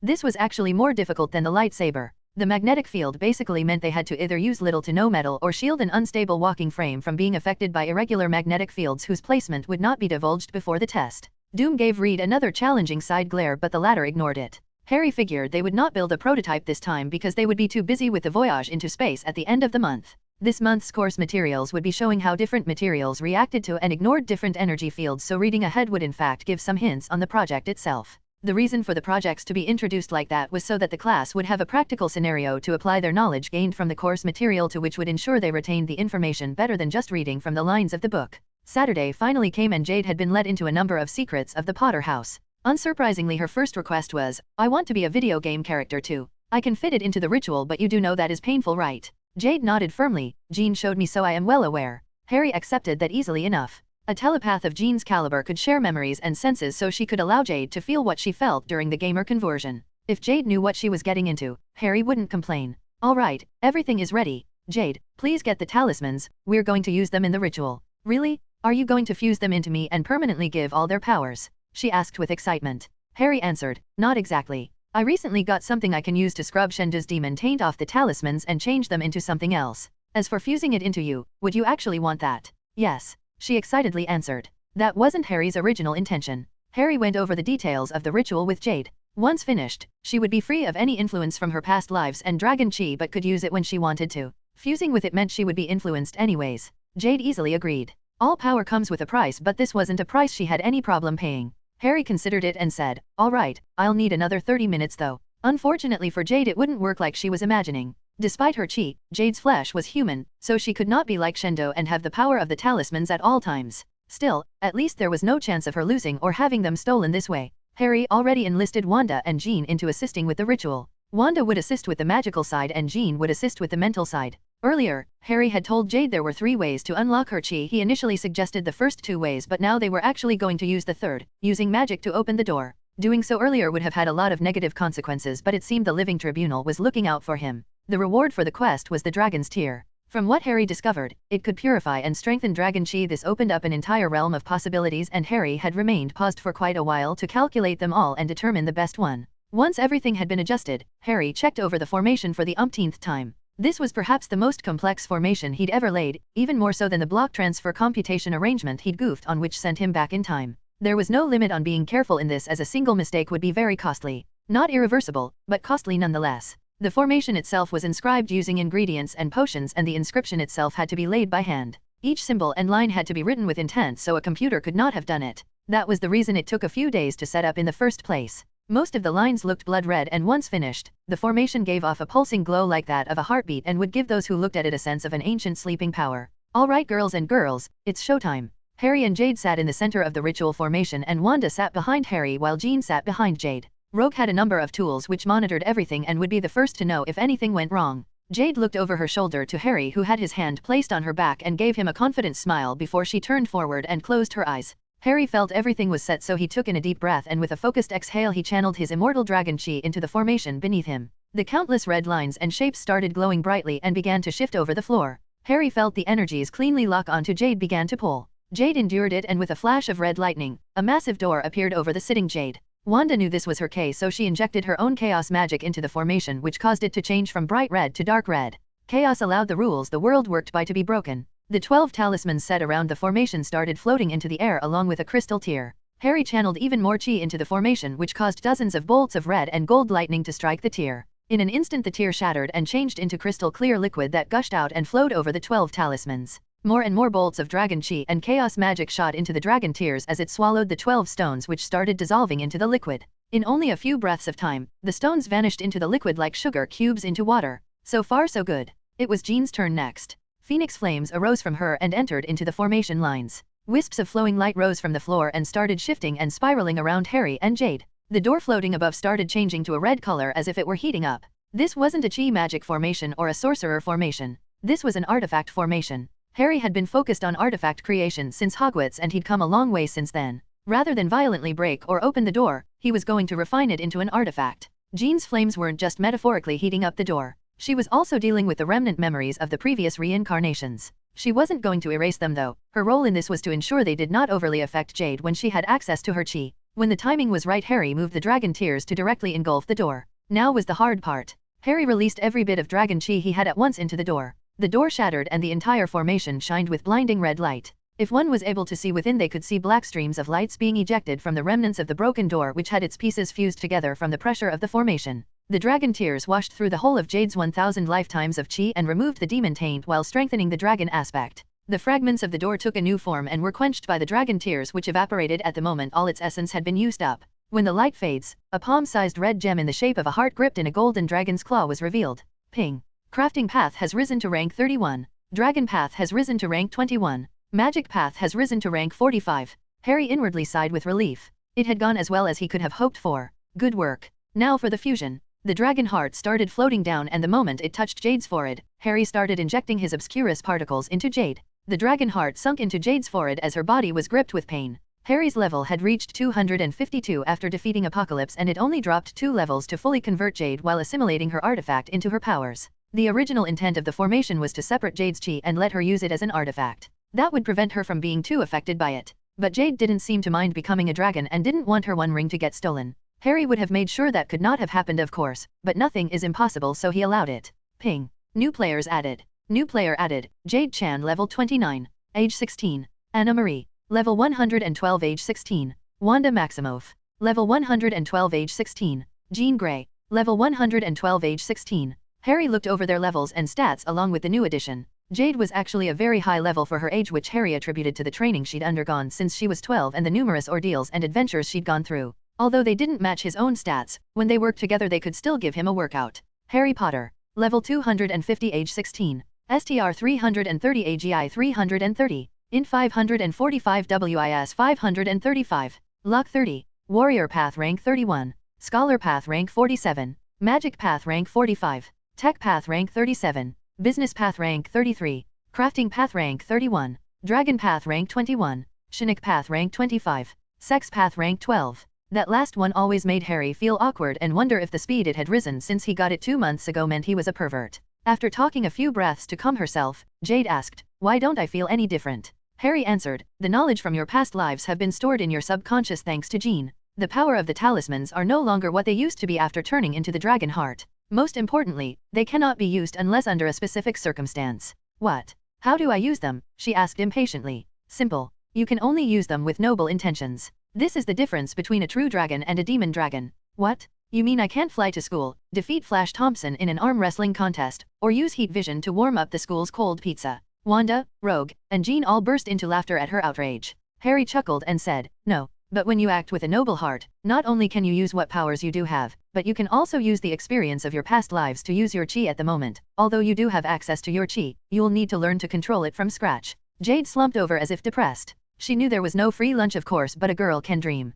Harry patted her head and opened his inventory to take out a massive tome. He said, "Recognize this." Jade turned and looked at the Upanishads, which originally gave her a headache. She thought Harry was teasing her again when he brought it out, so she only glanced at it. A moment later she performed an excellent double take and stared, wide-eyed at the tome. "I can understand it," Jean said. "As long as you put some effort into studying, you can easily relearn everything you learned in your past lives." Harry added, "And now that your chi is unlocked, we can start learning chi magic. I'll even throw in some sorcery lessons if you keep your grades up." Jade was actually ignoring him and flipping through the pages with bright eyes and a wide smile. Harry was pleased with the success. Although Jade was far behind the others in level, once she trained to awaken her noble heart at will, she would be able to take part in the same battle meditation sessions as the girls and catch up in level. Harry's own levels, however, have been much harder to increase lately. The only source of energy above level 250 near him was Goose's Flurkin pocket dimension energy. Besides the fact that everything he faced looked worse than what he saw in Than's realm, it also drained Goose, which neither were pleased with. Harry could use astral projection and go to other realms and enable battle meditation there, but he'd found that using high-level energy to create monsters for him to face and absorb above level 230 quickly got the attention of those in the realm, and he was no longer welcomed in many a ethereal dimension.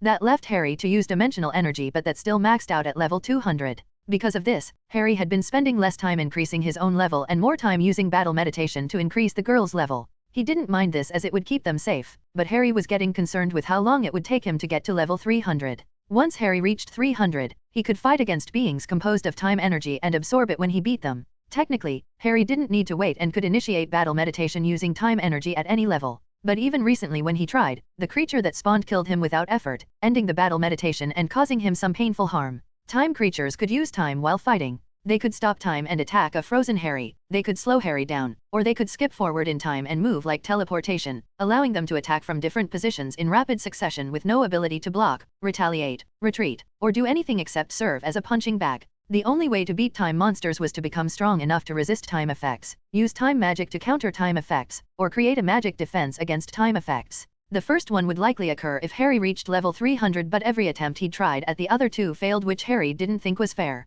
His magic stats had already risen to the point where most magic had little to no effect on him, and even time magic didn't work. But creatures composed of time energy didn't use magic, they directly manipulated time, and Harry's magic defense could not resist it at the moment. Harry was hoping to find another source of energy and already had a few things in mind, but much of it would require luck. Harry did a few tests on Jade and confirmed everything went as well as they could have hoped, and both went to their respective bathrooms to clean up.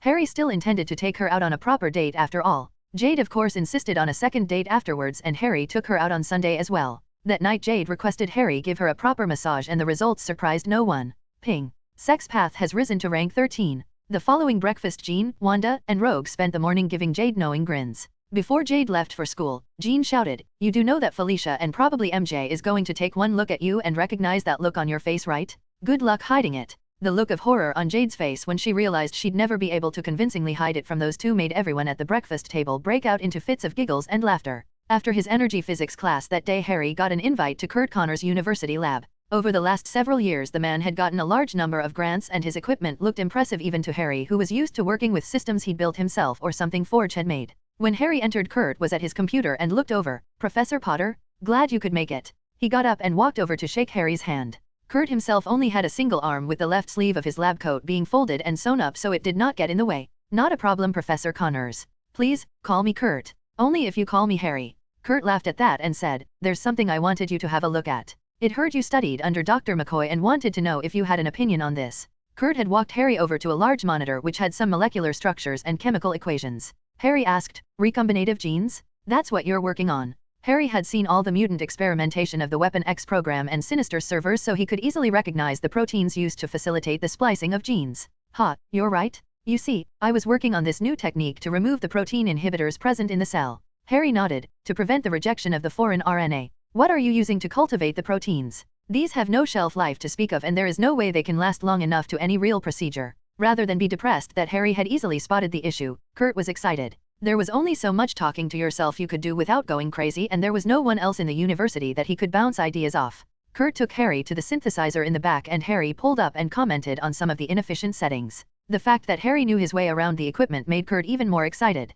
Kurt didn't show Harry what he was working on directly, but Harry could tell he was trying to graft advantages of other members of the animal kingdom into humans. Looking at Kurt's missing arm, it didn't take a genius to understand Kurt's aim. While chatting about things that would render lesser minds unconscious, Kurt and Harry also discussed mundane things and life in the city. Kurt said, "I've heard good things about the 3 women who enrolled on your recommendation. It's a shame I don't have any in my classes." Harry nodded. They all know what they want to do in life and are happy with their choices. Jean had been taking physics classes and was looking for a degree in astrophysics and metaphysics. She'd taken Harry's advice and learned about the nature of the universe. Being the avatar of the Phoenix Force gave her an intuitive understanding of the nature of reality, and the classes helped her put that intuition into words and thoughts, allowing her a better understanding of her power and her place in the universe. Rogue was actually taking psychology courses and wanted to become a psychologist. The nature of her power allowed her to more easily walk a mile in someone else's shoe than anyone else, and she could empathize with others better than any telepath. Wanda was getting an art degree. She had spent a lot of free time during her 100-year therapy painting and had become an outstanding artist. All of the artwork in Harry's house was painted by Wanda, and she wanted to become a professional artist. Harry came home the following day to another of Jade's study sessions. Once Harry walked through the door, MJ, Felicia, and Gwen all looked over and after a moment shared a blush. Harry chuckled and asked, "Is that the famous Peter I've heard so much about?" The study sessions had been a bi-weekly thing for the past month, especially when they first tasted Harry's cooking and got permission from the parents to stay for dinner when their parents didn't need them home. This, however, was the first time the legendary Peter Parker had shown up. The 14-year-old teen looked up from his book, apparently only now noticing that Harry was back and was talking to him. "Huh? Oh, Professor Potter? I'm Dash." Harry held up a hand and said, "If you're not my student then there is no need to call me Professor Potter in my house." "Oh, right, sorry Mr. Potter, I Dash." Harry looked over at the smiling MJ and asked, "Is he always like this?" The red-headed childhood friend answered, "No, he's particularly bad at the moment. I think he's seen all of your video lectures, which is impressive as I don't think there is enough time in the day for that, but he somehow pulled it off." Harry shook his head and looked over at Gwen and said, "See if you can help him. The only guy friends I have in New York since moving are twice my age or my students, and none of them ever come to my house. If you can get him to hold a conversation without stuttering, that'd be great." Felicia asked, "Oh great and wise Professor Potter, how do you suggest we get our adorable littler Peter to man up?" Harry gave a deep pensive look as if he was deliberating a matter of extreme importance and then nodded to himself. He looked over and said, "You should practice making out with him in public places. That would do it." "What?" He shouted so loud the neighbors would have heard were it not for the soundproof walls. All the girls laughed, which caused Peter to try to sink into his own chair. Harry left the hormonally deranged teenagers to their studying and went to the kitchen to decide what to make. His crafting path's recent increase also had an effect on his cooking, and though Harry doubted he was the best chef in the city, he felt he should be within the top 10 or 20. The following week Harry was once again teaching his metaphysics class. The door opened and a 5-foot-tall gray-skinned alien with a large head and silver spacesuit looked inside. The alien's black eyes were somewhat badly hidden by the comically large sunglasses it wore, and it seemed to be wearing a school backpack. After peeking inside, it entered the classroom and walked through the rows to sit in the empty seat behind Reed Richards. Everyone was staring at it, of course, except for Harry, who was still lecturing as if an alien had not just walked in the room. Seemingly aware of the stares, the alien opened its backpack and took out a textbook-sized book containing alien symbols and placed it on his desk to mimic the Earthlings who had books on their desks. To complete its disguise, the alien pulled out a hat and placed it on its head. The hat read on the front, "I Heart New York." The alien then bent its head down and minded its own business. Less than a minute later, 4 bulky men in black suits with black sunglasses entered the classroom. Each one had a shiny silver, advanced-looking weapon in their hands. Harry actually turned around and asked, "Can I help you, gentlemen?" One of them walked up to Harry and showed him a badge while the others looked around the class. The alien put its head down and everyone else in class kept staring back and forth between the alien and the men in black suits. One of the men pulled out a device which started beeping. He walked around a bit and stopped in front of Reed Richards' desk. The device pointed forward and the man pointed at Reed and said, "Alien detected." One of the men pointed his shiny gun at Reed, who said, "Wait, what? No." The other two walked to either side of him and grabbed his arms and lifted him off his seat. Susan got up and said, "Wait, you have the wrong person." The one pointing the gun at Reed said, into a mic on his collar, "We have one who might be infected."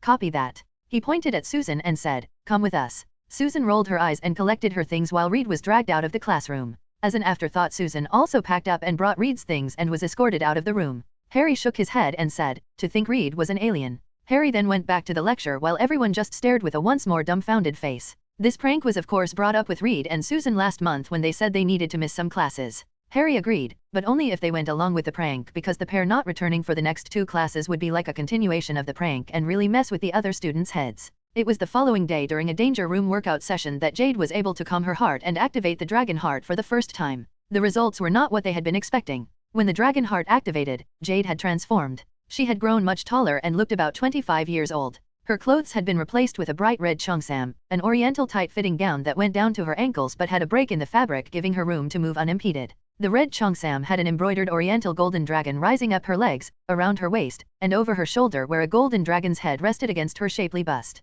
Jade's face was also covered by a black silk mask which covered her face up to her nose and hid her features while giving an elegant yet mysterious vibe. When Jade first transformed, everyone just stared at her blankly. Unaware of her transformation, she flatly asked, "What?" Wanda conjured a mirror in front of her and Jade took a moment to recognize herself. "Is that me?" Everyone turned to look at Harry, who was smiling. Jade asked/demanded, "Explain." Harry answered, "If you ever need to use your powers in the open, you'll need a disguise." Jade looked back at her own reflection and asked, "Why'd you make me so sexy though?" Harry smiled, "I just made it so that you would shift to 25, the sexiness is all you." Wanda asked, "Besides the disguise, what else can she do like that?" Harry listed off, "I was able to incorporate most of the talisman powers into this form. Bull, rooster, and rabbit have given you a massive increase in strength and speed and you can fly, though you can't use telekinesis. Nothing is truly immortal, but the dog will make you very hard to actually kill and the horse lets you use chi to heal yourself and others. The dragon, pig, rat, and tiger I've actually incorporated into your chi, allowing you to easily use powerful chi magics without training.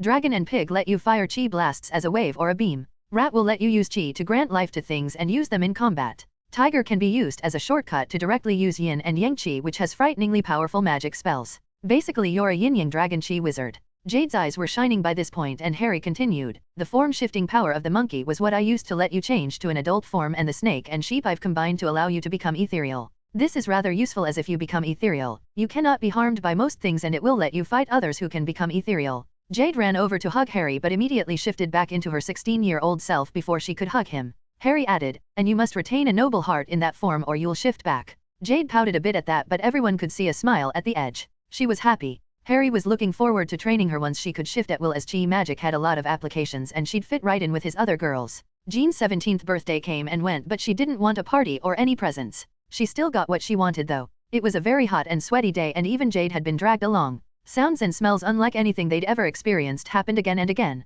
When it was over, the enormous dinner that everyone helped cook was enjoyed by all as a family. Bonding time was the most important thing to Jean after all, and cooking together was a lot of fun. In a few days' time the Storm Foundation would be launching their rocket into space to check out the pyramid up there. News stations had already been notified, as it is very difficult to launch a spaceship in secret, but they were all informed that the ones going into space would be performing some groundbreaking experiments. One of the reasons Reed and Susan were going instead of some team with more experience was to hold the cover of a research team.